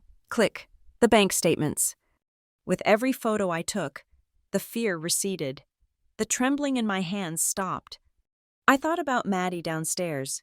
I thought about her drawing of the train. I thought about the beach house in Crescent Bay, the one with the yellow siding, where she could watch the ocean. It belonged to her. It was her birthright. And these people, these monsters in silk and wool, had stolen it to buy watches and luxury cars. I took a picture of the email where Miranda called me unstable. I looked at my reflection in the dark glass of the window behind the desk. The woman looking back at me had a red, angry welt on her cheek. Her hair was messy, her sweater was cheap. But her eyes were different. They were not the eyes of a tired nurse. They were not the eyes of a scared single mother. They were the eyes of someone who had just found the ammunition to win the war. "I have got it," I said, my voice steady and cold as the winter wind. "I have everything." Olivia pulled the USB drive out of the laptop. She shut the screen, plunging the room back into darkness. "Then let's go," she whispered. "I think it is time for dessert." We walked out of the room. I didn't close the door. I didn't care if they knew we had been there. By the time they figured it out, it would be too late. I walked down the hallway, the floorboards creaking beneath my boots. I wasn't walking to the kitchen anymore. I was walking toward a reckoning. We slipped into the guest bathroom at the end of the hall, the heavy oak door clicking shut behind us. The lock turned with a sharp, metallic snap that sounded like a gunshot in the silence of the second floor. It was a lavish space, decorated in marble and gold leaf, smelling of lavender and money, but right now, it felt like a bunker. Olivia wasted no time. She leaned against the marble vanity, her face illuminated by the glow of her phone screen. "Okay," she whispered, her voice tight and commanded. "We need redundancy. If Miranda realizes what we saw, she will try to wipe everything. She will scrub the servers. She will burn the paper trails. We need this data in places she cannot touch." "I am sending the photos to my personal email," I said, my fingers trembling as I tapped the screen. My hands were shaking so bad I kept mistyping the address. "Not just your personal email," Olivia directed, her eyes darting between me and her phone. "Send them to your work email. Send them to a cloud storage account if you have one. Do you have Dropbox? Google Drive?" "Yes," I breathed. "I have a drive for Maddie's medical records." "Upload them there," Olivia said. "I am sending copies to my encrypted work server in Seattle. I am also texting the image files to a burner account I use for sensitive client data. That makes 5 different locations. Brooke, unless she has a team of NSA hackers in the basement, she cannot delete all of them." I watched the progress bar on my phone screen. Sending. Sending. Sent. The little whoosh sound of the email departing was the most satisfying noise I had ever heard. It was the sound of the truth escaping the prison of this house. "Okay," I exhaled, leaning back against the cold tile wall. "It is done. The will, the emails, the bank statements, it is all out." "Now we need a strategy," Olivia said. "You need to make a call." "To who?" "To that therapist you told me about," Olivia said. "The one who told you this was a crisis, because now it is not just an emotional crisis, it is a crime scene." I nodded. I pulled up Dr. Harper Lewis's contact. It was Christmas Eve. She shouldn't be working, but she had given me her emergency number after our session, telling me to use it if things escalated. I pressed the call button. It rang once, twice. "Hello, Brooke?" "Doctor." Harper's voice was calm, anchoring me instantly. "Dr. Harper," I whispered, my voice cracking. "I am in the bathroom at my father's house. You were right. You were right about everything." "Brooke, take a breath," she said instantly.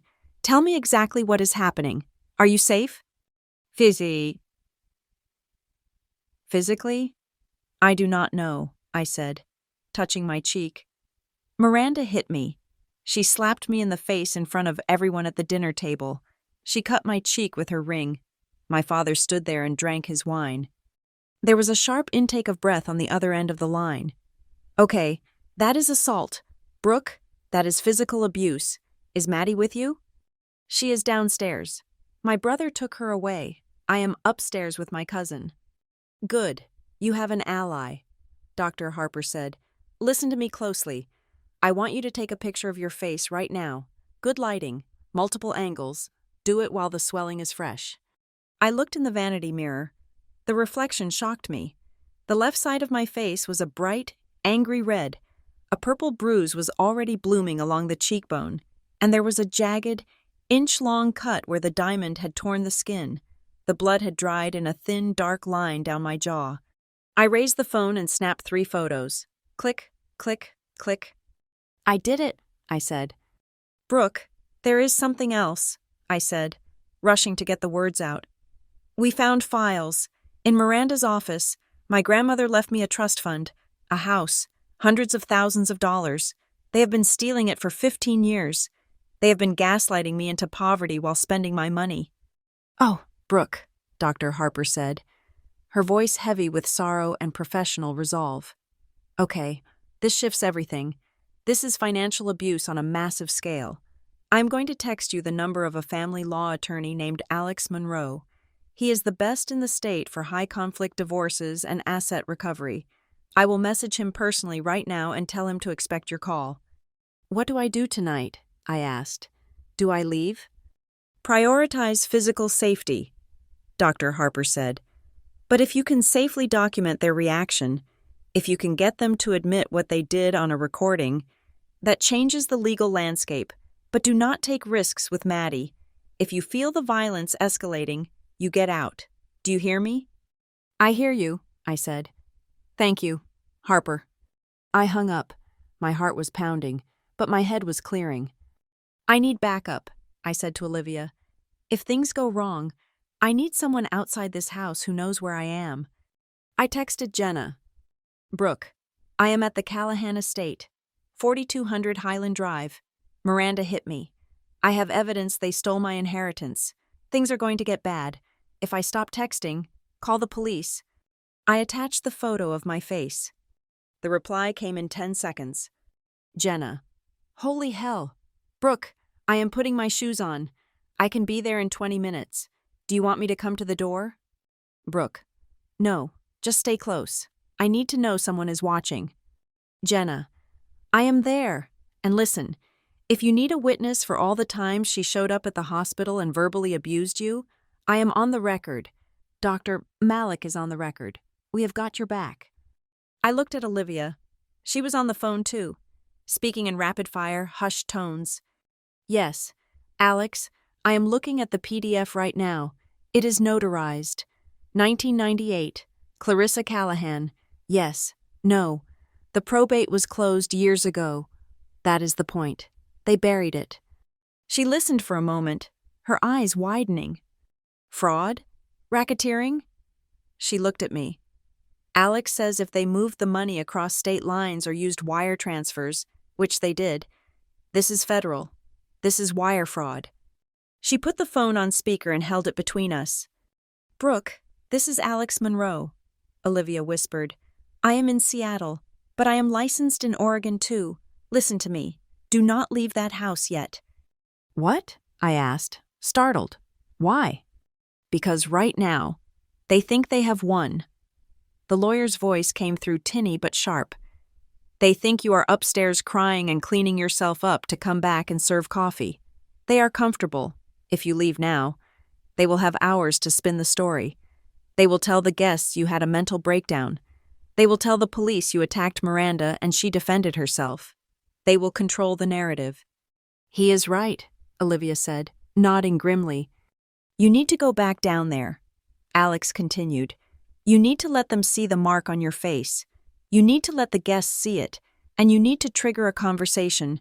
Get them to say it. Record it. If you can get Miranda to admit she hit you, or admit the money exists, we can get an emergency protective order tonight. We can freeze their assets tomorrow morning, but we need the smoking gun." "It is dangerous," I said.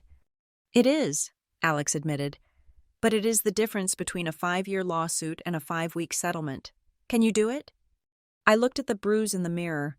I looked at the eyes of the woman who had been scared for so long. "I can do it," I said. "Good luck," Alex said. "I will be waiting for the update." Olivia hung up. She looked at me. "One last thing." I nodded. I knew what I had to do. It was the nuclear option. It was the thing a good daughter would never do. I opened my phone dialer. I typed in the non-emergency number for the local precinct. I had looked it up months ago, after a particularly bad argument with Miranda. but I had never had the courage to press call. I pressed it now. "Dispatch," a bored voice answered. "My name is Brooke Callahan," I said, my voice steady. "I am at 4200 Highland Drive.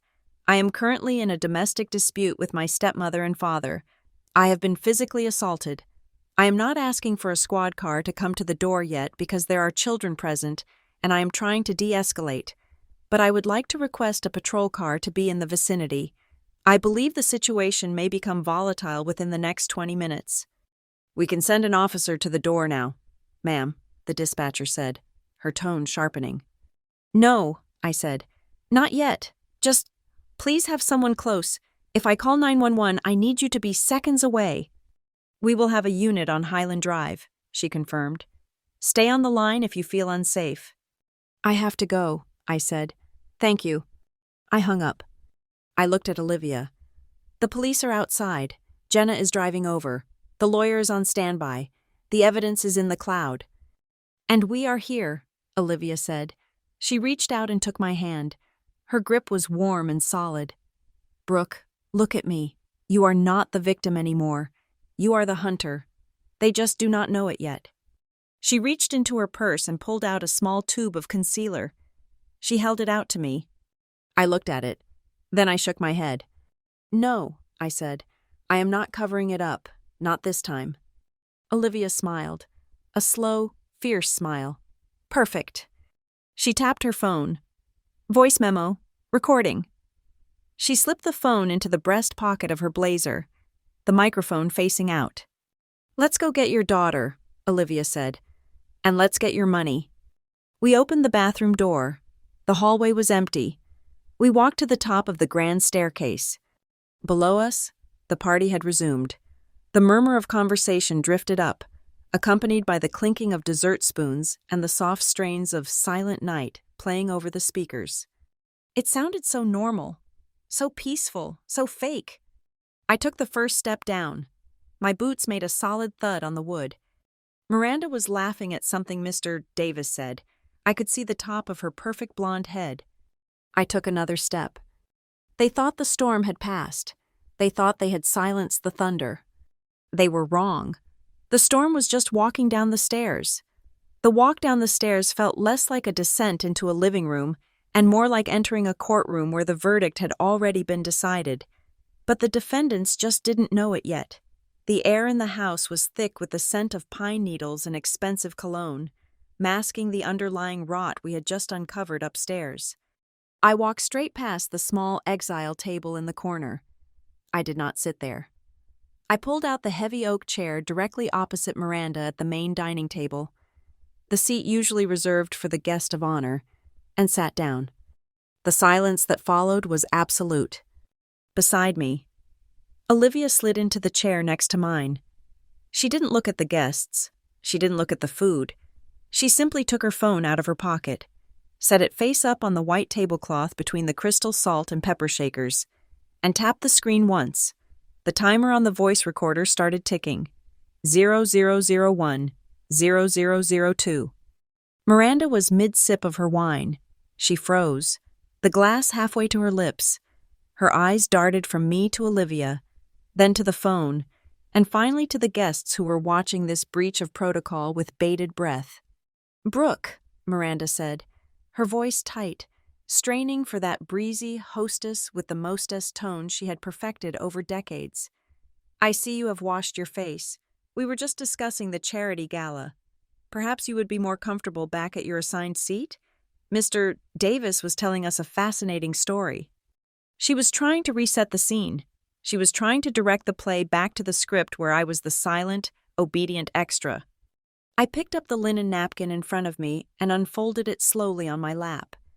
I smoothed the fabric with deliberate, calm movements. "I am comfortable right here, Miranda," I said. My voice was low, but in the dead silence of the room, it carried to every corner. Miranda offered a tight, apologetic smile to the table. "I am so sorry, everyone," she laughed, a brittle sound like breaking glass. "Just a little family misunderstanding. Brooke is, well, she has been very sensitive lately. Holidays are hard for her. You know how emotions can run high." She looked at me with a warning in her eyes, a silent command to play along, to take the label of sensitive and wear it like a muzzle. I leaned forward. The movement brought my face into the direct light of the chandelier.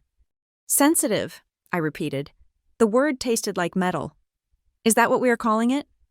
"Brooke, enough," Daniel growled from the head of the table. "Don't ruin the night." I ignored him. I kept my eyes locked on Miranda. "Am I being sensitive, Miranda? Or am I reacting to the fact that 10 minutes ago, you slapped me across the face because I defended my daughter's right to speak?" The gasp from Mrs. Davis was audible. Chase, sitting across from Ethan, stopped chewing. His fork lowered slowly to his plate. Miranda's face drained of color, leaving her rouge standing out like clown paint. "I did no such thing. You are hysterical. You tripped against the cabinet." "I tripped," I said flatly. I reached up and tucked my hair behind my left ear. I turned my head slowly, first to the left, then to the right, ensuring every person at that table had a clear, unobstructed view. The bruise had bloomed rapidly in the last 20 minutes. It was now a dark, angry purple welt rising along my cheekbone, but the centerpiece was the cut, a jagged red line where the skin had split, encrusted with dried blood. It was undeniable. It was brutal. It was the signature of a diamond ring impacting flesh with significant force. "My God," Chase whispered. "Mr. Davis looked away, unable to stare at the violence. "That does not look like a trip, Miranda," Olivia said. Her voice was cool, conversational, deadly. "That looks like impact trauma. Specifically, blunt force trauma consistent with the ring you are wearing on your right hand."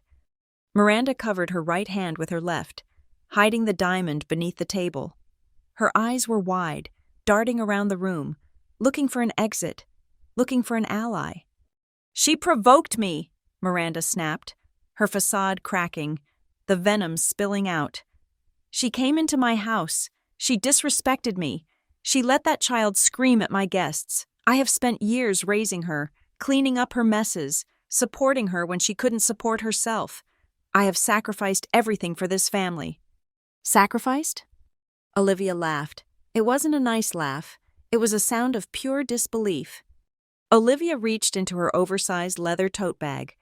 She pulled out a sheaf of papers. It was the printout of the will and the bank statements she had prepared before coming here, the ones she had kept hidden until the perfect moment. She slapped the papers down on the table. The sound made the crystal glasses jump. "Let's talk about sacrifice. Miranda," Olivia said. Standing up, she looked like a prosecutor closing a case. "Did you sacrifice, or did you siphon?" "What is this?" Daniel demanded, half rising from his chair. "Olivia, put that away. This is a private dinner." "Not anymore, Uncle Daniel," Olivia said. "You made it public when you let your wife assault your daughter in front of witnesses, and now we are going to talk about why you have been so desperate to keep Brooke dependent and tired all these years." Olivia slid the top document across the polished wood. It stopped right in front of Chase. "Chase, you are a financial advisor, right?" Olivia asked. "You handle estates, trusts?" Chase looked at Ethan, then at the paper. He nodded slowly. "I do." "Take a look at that," Olivia commanded. "Tell me what it is." Chase picked up the document. His eyes scanned the header. He flipped to the signature page. "It is a last will and testament," Chase said, his voice professional but confused. "For a Clarissa Jane Callahan." "And the date?" Olivia asked. "November 1998. "And the beneficiary of the trust mentioned in Section 4? Chase read the line. He looked up at me, his eyes wide with shock. "Brooke Callahan." "That is a draft," Daniel shouted. He slammed his hand on the table. "That is an old draft. It was never executed. The final will left everything to me to manage for the family." "Is that right?" Olivia challenged. "Because that document Chase is holding has a notary seal on the bottom. It has a witness signature from a clerk at the county courthouse." Chase ran his thumb over the bottom of the page. He looked at Daniel. "It is embossed," Daniel, Chase said quietly, this is a raised seal. This isn't a draft. This is a certified copy of an executed legal document. The silence in the room changed texture. Before, it was awkwardness. Now, it was the heavy, suffocating pressure of a scandal breaking in real time. It doesn't matter, Miranda shrieked. There was no money. The medical bills took it all. We told you that. We have the bank statements too, Miranda, I said. I spoke calmly, but inside, I was burning. I picked up the second stack of papers Olivia had placed on the table. Miraco Holdings, I read aloud. A shell company registered in your maiden name. Monthly transfers of $2,500 from the C. Callahan Trust, starting 4 years ago, ending... Well, it hasn't ended, has it? I looked at the guests. You know that vacation to the Grand Hawaiian Resort they took you on? Mrs. Davis? I asked, looking at the neighbor. The one where Miranda bragged about the suite upgrade? Mrs. Davis nodded mutely, her face pale. I paid for it, I said. My grandmother's money paid for it. The money that was supposed to help me take care of my autistic daughter. The money they told me didn't exist while I was working double shifts and begging them for help with childcare. That is a lie, Miranda hissed, but she was shrinking in her chair. You are twisting things. I have the emails. Miranda, I said. I have the emails where Daniel told you to keep me dependent. I have the emails where you discussed moving the assets before the end of the year. I have it all. It is on my phone. It is in the cloud. It is with a lawyer in Seattle. Daniel slumped back in his chair. The fight went out of him. He looked old. He looked defeated. He knew. He knew that paper trails do not lie. This is... Mr. Davis started, then stopped. He stood up, throwing his napkin on the table. This is unbelievable. If this gets out... Miranda, you are the treasurer of the Community Foundation. If you have been misappropriating funds... He didn't finish the sentence. He didn't have to. The threat hung in the air like smoke. Miranda looked at him, terrified. Her social standing, her reputation, her carefully constructed mask of the benevolent philanthropist. It was all dissolving. It is a family matter, she pleaded, her voice cracking. We were managing it for her. She's not stable. Look at her. I look pretty stable to me, I said. I picked up my phone. I didn't look at Miranda. I didn't look at my father. I looked at the screen as I dialed 3 numbers. 911. I pressed the green call button. I put the phone to my ear. The room watched me. No one moved to stop me. They were too paralyzed by the sheer magnitude of the collapse. Emergency dispatcher, the voice answered. My name is Brooke Callahan, I said clearly. My voice was steady, projecting to the entire room. I am calling to report a domestic assault and grand larceny at 4200 Highland Drive. Miranda gasped. No, hang up. Brooke, hang up. I ignored her. I have been physically attacked by my stepmother, Miranda Callahan. I have visible injuries. There are multiple witnesses present. I looked at Chase. He held my gaze. He gave a microscopic nod. He would not lie for them. I also have evidence of a substantial financial fraud involving a family trust and the theft of property, I continued. I am requesting police assistance immediately. I fear the situation may escalate further. We have officers in the area, ma'am, the dispatcher said. They are pulling up now. Thank you, I said. I ended the call. I set the phone back down on the table. You called the police, Daniel whispered. He looked at me as if I were a stranger. On Christmas Eve, on your family. You stopped being my family the moment you watched her hit me and took a sip of wine, I said. And you stopped being my father when you decided my inheritance was your retirement fund. Miranda was shaking. She stood up, her hands trembling violently. You ungrateful little brat. I will ruin you. I will tell everyone you are crazy. I will take Maddie away from you. I will... You will do nothing, Olivia cut in, her voice sharp as a whip. Because if you say one more word to her, if you make one more threat, we will add witness tampering to the list of charges. And trust me, Miranda, Looking at these bank statements? You are already looking at 5 to 10 years. Do you really want to add more? Miranda's mouth snapped shut. Outside, the winter night was cut by a sound. Whoop, whoop. It was the short, sharp chirp of a police siren, followed by the crunch of heavy tires on the gravel driveway. Blue and red lights began to flash against the sheer curtains of the dining room window, painting the walls in a chaotic, strobing rhythm. The party was over. Mr. and Mrs. Davis were already backing away toward the hallway, grabbing their coats, desperate to escape the blast radius. Ethan sat at the table, his head in his hands. He knew his tuition, his lifestyle, his image. It was all tainted now. Chase stood up and walked over to where I was sitting. He didn't look at Ethan. "Is there anything you need?" he asked me quietly. "Do you need me to get Maddie?" "No," I said. "I need you to stay here and tell the police exactly what you saw." "I will," he said.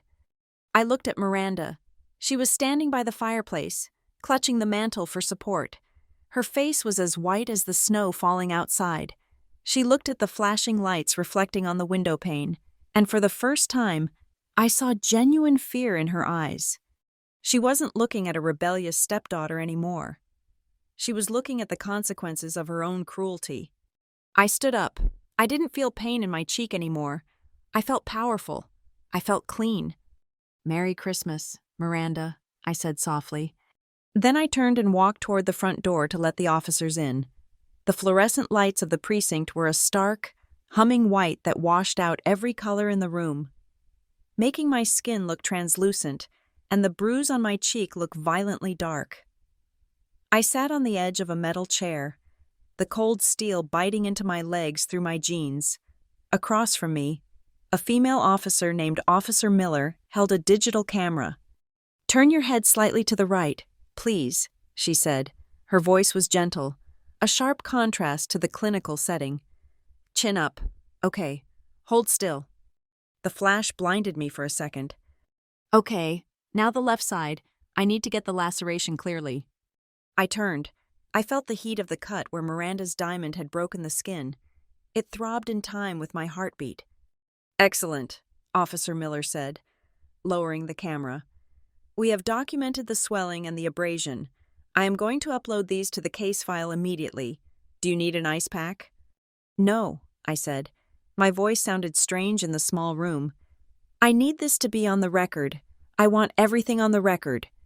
"It is," she assured me. In the chair next to me, Olivia was giving her statement to a second officer.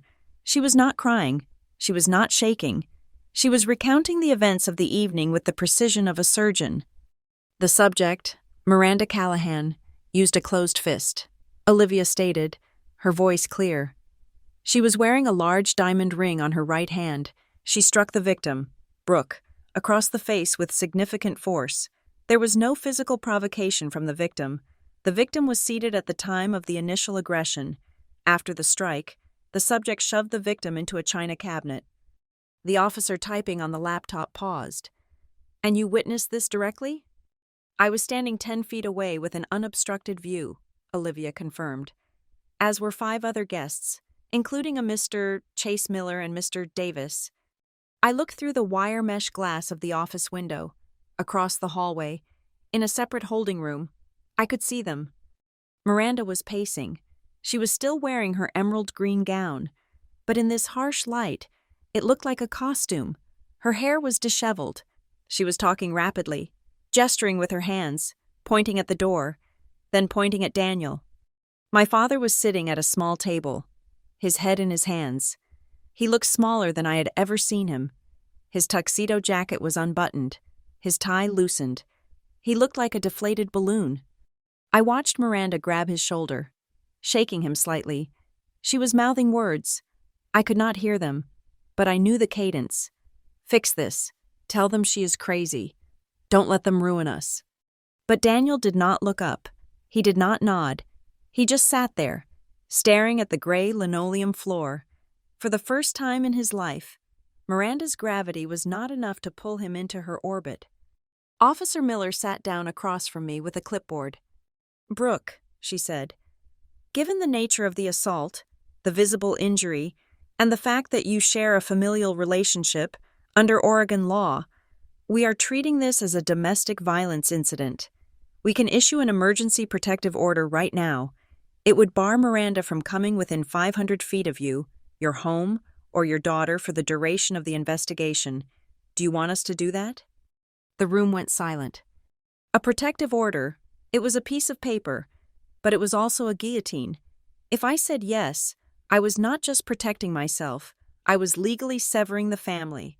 I was acknowledging that the woman who raised me was a danger to my life. I was acknowledging that my father's house was no longer a home I could enter. I looked at the bruise on my arm where I had hit the cabinet. I thought about the way Miranda had screamed at Maddie. I thought about the word family and how they had used it as a weapon to keep me in line for 30 years. Yes, I said. The word came out breathless, but firm. Yes, I want the order, for me and for Maddie. Understood, Officer Miller said, checking a box on the form with a sharp stroke of her pen. We will serve her with the notice before she leaves the building tonight. Just then, Olivia's phone buzzed on the table. She picked it up. It is Alex, she said. The lawyer. Can we patch him in? Officer Miller nodded. If he has relevant information regarding the motive or the context of the altercation, absolutely. Olivia propped the phone up against a stapler and accepted the video call. Alex Monroe's face appeared on the screen. He looked like he was in a home office, wearing a sweater but looking fully alert. Officer, Alex said, his voice tinny but authoritative through the speaker. I am Alex Monroe, representing Ms. Callahan. I have reviewed documents tonight that suggest the assault at the residence was precipitated by Ms. Callahan confronting the suspect about a significant financial fraud. The officer raised an eyebrow. Fraud? We are talking about the concealment of a testamentary trust and the misappropriation of assets belonging to the victim. Alex explained.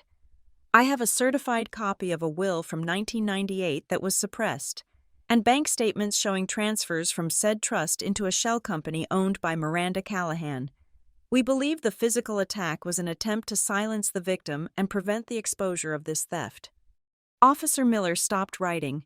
She looked from the phone to me. Is this true? She asked. This was about money? It was about control, I said. But yes, the money was the mechanism. I reached into my bag and pulled out my laptop. I opened it and brought up the file I had named The Truth About the Callahans. I have it all here, I said. I turned the laptop so the two officers could see. I scrolled through the spreadsheet.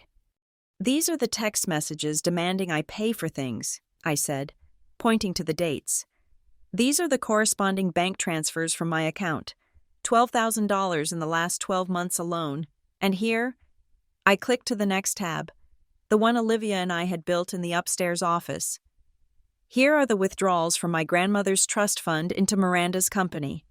They used my inheritance to pay for their cars, their vacations, and my brother's tuition. The two officers leaned in. They looked at the rows of data. They looked at the timestamps. They looked at the sheer volume of the documentation. You have kept receipts for everything, the second officer noted, sounding impressed. This goes back years. I was keeping track of what I owed them, I said, my voice shaking slightly. Or what I thought I owed them. I didn't realize until yesterday that I was documenting my own exploitation. Officer Miller looked at me with a new level of respect. This changes the complexion of the case, Ms. Callahan. This establishes a clear motive for malice. It is not just a holiday argument that got out of hand. It is witness intimidation related to a felony fraud. She turned to her partner. Get the detectives from the Financial Crimes Division on the line. I know it is Christmas Eve, but if there is a risk of them moving assets, we need a freeze order. On it, the partner said, stepping out of the room. I felt a wave of relief so profound it made me dizzy. For years, I had been the crazy one, the sensitive one, the one who couldn't get her act together. Now, here, under these harsh lights, the system was looking at my reality and calling it by its true name, crime. I need to check on Maddie, I said, standing up. She is in the family waiting area with Officer Ramirez. Officer Miller said. She is fine. I walked out of the interview room and down the hall to the waiting area. I stopped in the doorway. Maddie was sitting at a low table. She had her crayons spread out. A young female officer was sitting on the floor next to her. And this one? The officer asked, pointing to the drawing. That is the coal tender, Maddie explained, her voice bright and uninhibited. It has to be behind the engine. If it is in front, the engineer cannot see, and this is the firebox. That makes perfect sense, the officer said seriously. You know a lot about engineering. Maddie beamed. She wasn't rocking. She wasn't covering her ears. She was safe. I watched them for a moment, tears pricking my eyes. At the dinner party, my daughter's passion was treated like a nuisance. Here, in a police station filled with strangers carrying guns, she was being treated with dignity. I wiped my eyes and walked back to the interview room. As I passed the holding cells, the door to Daniel's room opened. A detective walked out, followed by my father. Daniel looked terrible. His skin was gray. He saw me standing in the hallway. He stopped. Brooke, he croaked. Officer Miller stepped in between us immediately, her hand resting near her belt. Sir, step back. I just want to speak to my daughter, Daniel said, his voice breaking. You can speak to her through her lawyer, Officer Miller said sharply. Daniel looked at me over the officer's shoulder. His eyes were wet. I told them, he whispered. I told them I knew about the will. I froze. What? I asked. I gave a statement, Daniel said, the words tumbling out of him as if he were vomiting poison. I admitted it. I knew Clarissa left you the house. I knew about the money, Miranda said. She said if you had the money, you would leave. She said you would take Maddie and go away and we would never see you. She said we had to keep you close. I just wanted peace. Brooke, I just wanted everyone to be together. You didn't want us together, Dad, I said, my voice cold and hollow. You wanted to own us. You stole my life because you were too weak to stand up to your wife. I am sorry, he wept. I am so sorry. That is on the record, Officer Miller said to the detective beside her. He admitted knowledge of the fraudulent will. We have it recorded, the detective confirmed. I turned away. I couldn't look at him anymore. His apology was useless. It was the apology of a man who got caught, not a man who was sorry. I went back to the room where Alex was still on the screen. Did you hear that? I asked. I heard it, Alex said, sounding grimly satisfied. That is the ballgame. Brooke, with his admission, the validity of the old will is all but guaranteed. We are going to file an emergency motion on Tuesday morning to remove them as trustees and demand a full accounting. In the meantime, the police will likely place a temporary freeze on their accounts to prevent dissipation of assets. Officer Miller walked back in. She looked serious. Okay, she said. Here is the situation. We are releasing Daniel pending further investigation into the fraud charges. However, Miranda is a different story. Because of the assault and the protective order you just signed, she cannot return to the residence if you are there. Since the residence is technically under dispute regarding ownership, and Daniel is returning there, we are advising Miranda to find alternative accommodation. She is being kicked out of her own house? Olivia asked, a slow smile spreading across her face. She is being barred from contacting the victim, Officer Miller corrected. And since the victim's father is a witness to the assault, it is messy. Effectively, yes. She cannot go home tonight without violating the order. We are releasing her with a citation for misdemeanor assault, pending the DA's review for potential felony charges regarding the fraud. She will have to stay at a hotel. And the community? I asked. The charity board? Arrest records are public, Ms. Callahan, Officer Miller said. And protective orders are public record. By tomorrow morning, anyone who looks will know that Miranda Callahan was booked for domestic violence. I thought about Miranda's face at the dinner table. We have important guests. Don't ruin the image. She had lost the one thing she valued more than the money. She had lost her mask. Thank you, I said. Thank you for listening. It is our job, Officer Miller said. 20 minutes later, I walked out of the precinct. It was almost midnight. The snow had stopped falling, leaving a pristine white blanket over the city. The air was biting cold, sharp enough to freeze the breath in my lungs, but it felt amazing. It felt clean. I was carrying Maddie, who had fallen asleep on my shoulder, wrapped in her heavy winter coat. Her weight was solid and comforting. Olivia walked beside me, her heels clicking on the icy pavement. She draped her leather jacket over my shoulders.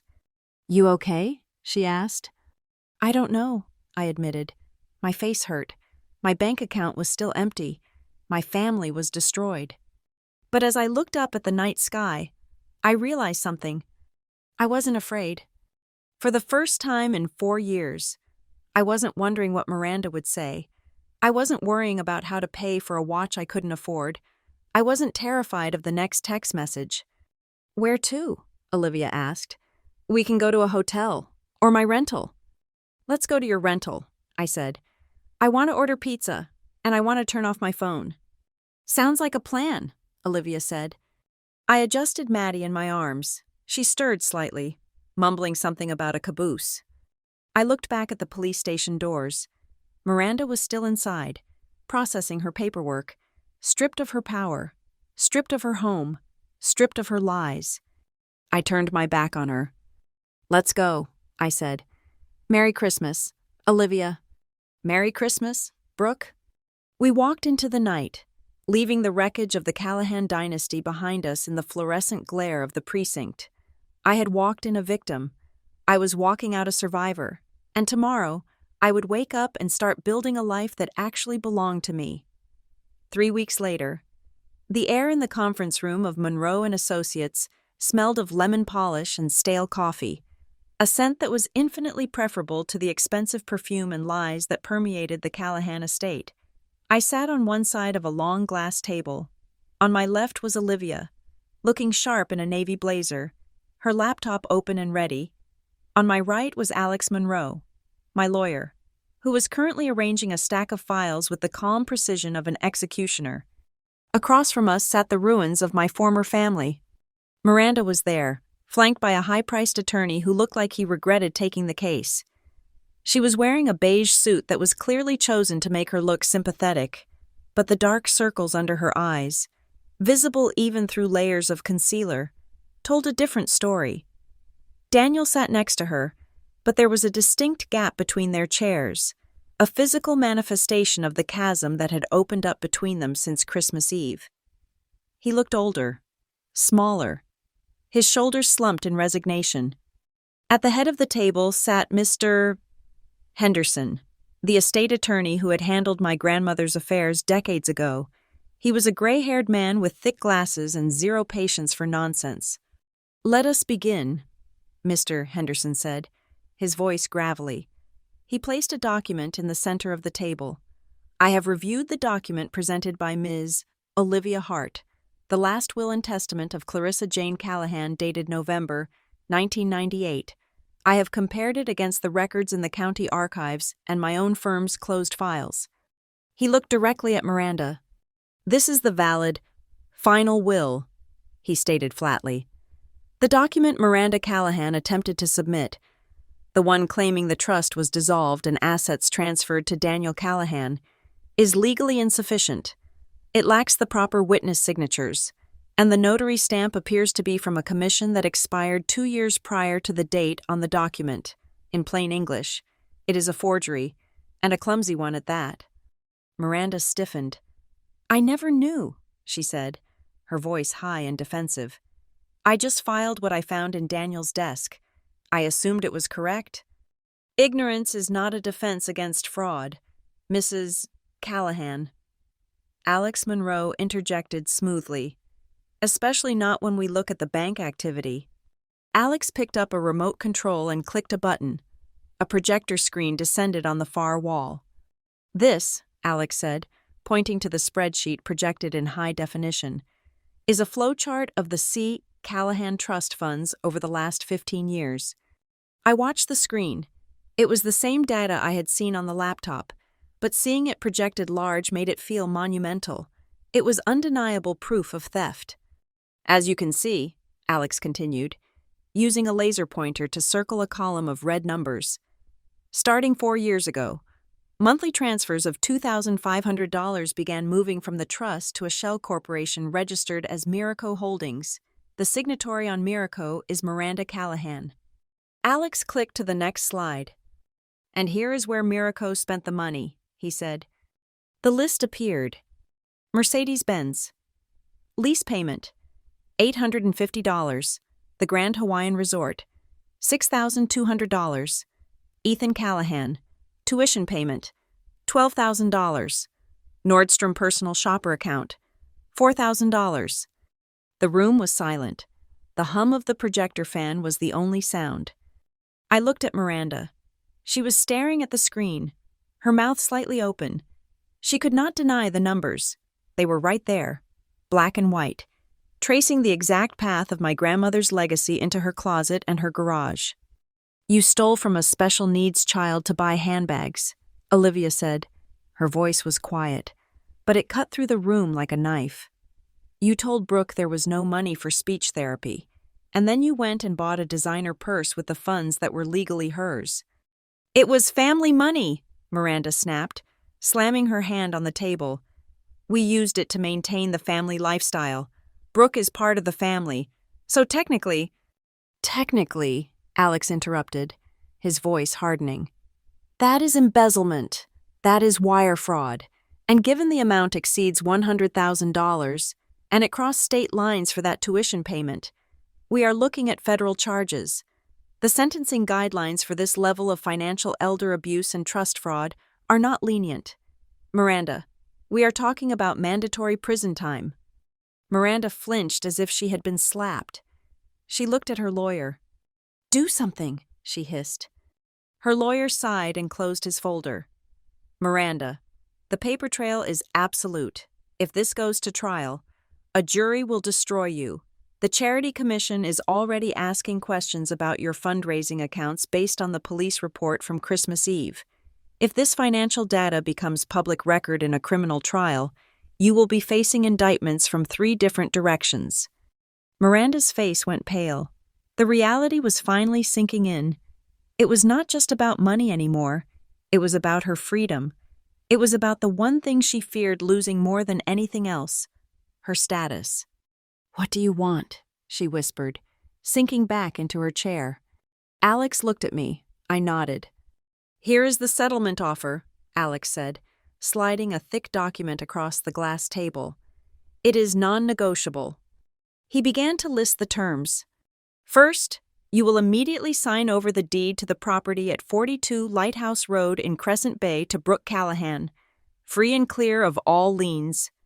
Second, you will liquidate the remaining assets in the Miraco account and transfer the full balance to a new trust for Maddie Callahan.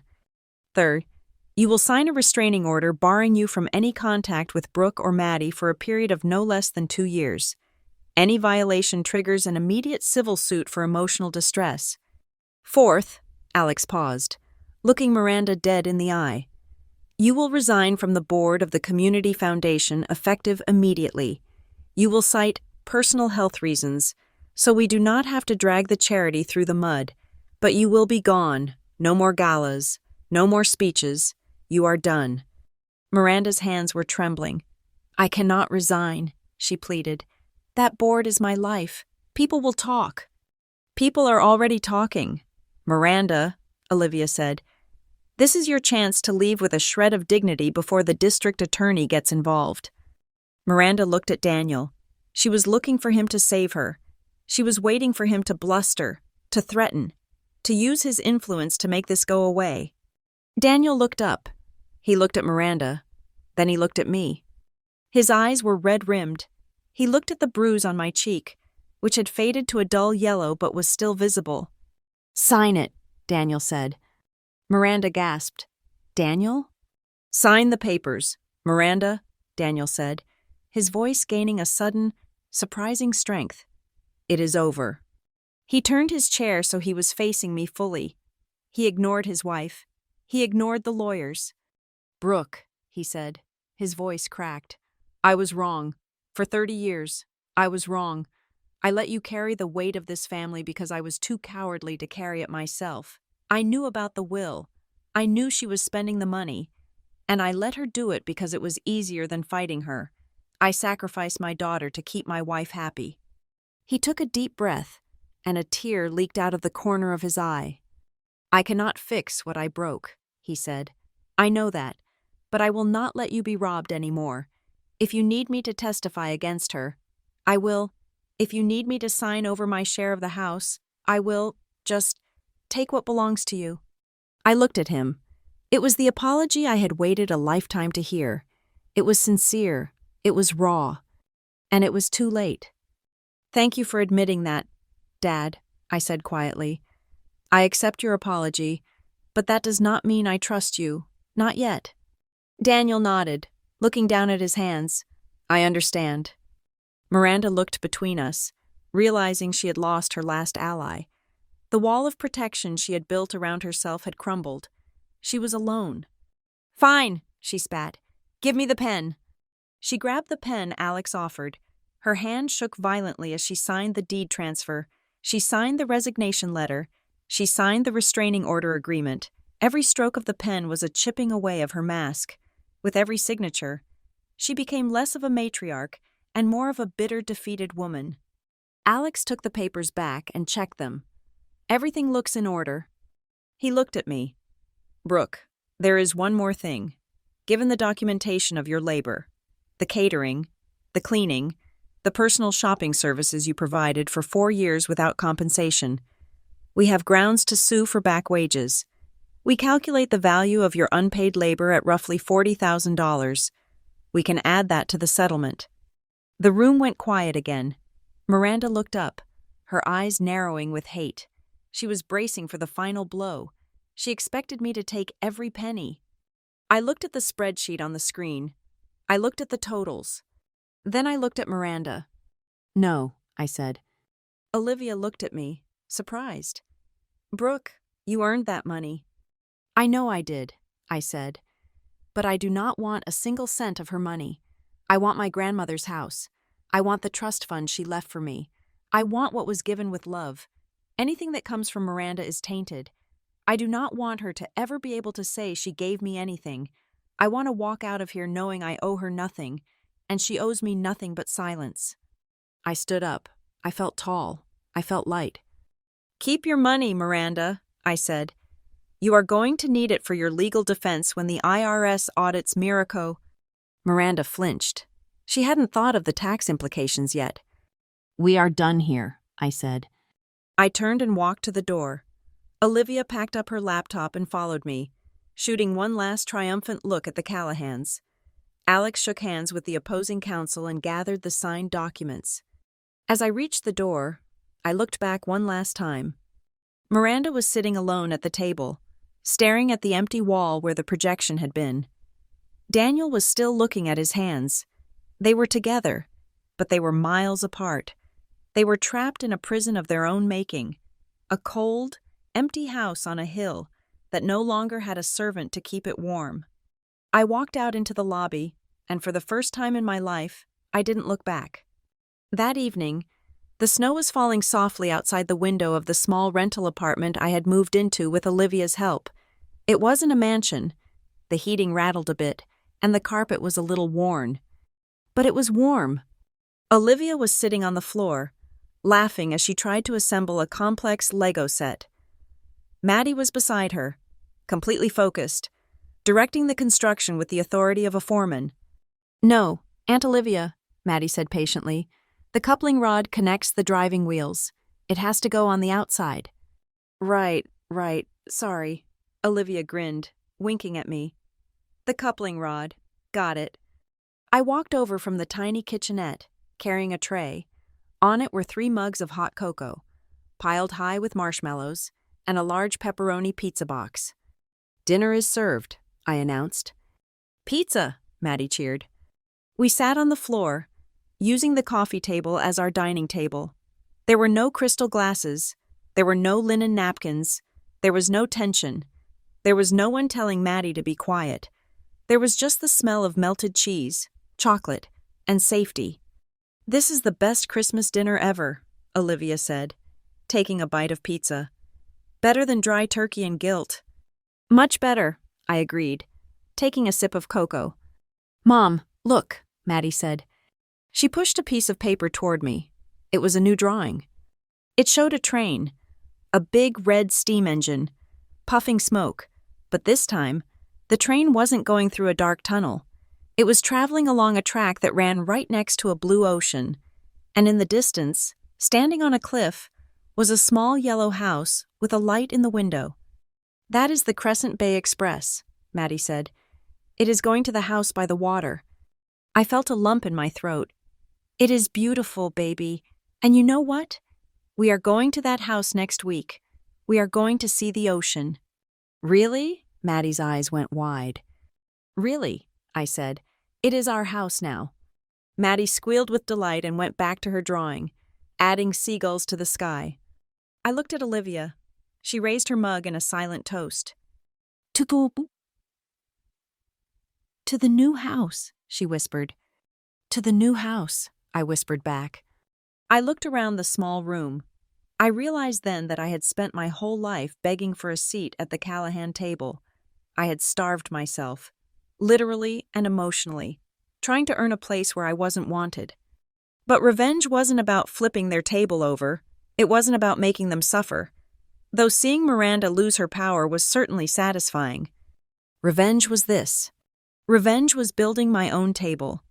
Revenge was sitting on the floor with people who loved me, eating pizza, and knowing that no one could ever take this away from me again. The war was over.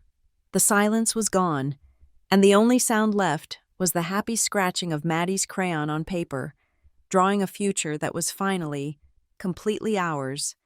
Thank you so much for listening to my story. I would love to know where you are tuning in from today. So please leave a comment down below and share your thoughts on Brooke's journey. Don't forget to subscribe to Lila Revenge Stories. Like this video, and hit that hype button so this story can be heard by even more people.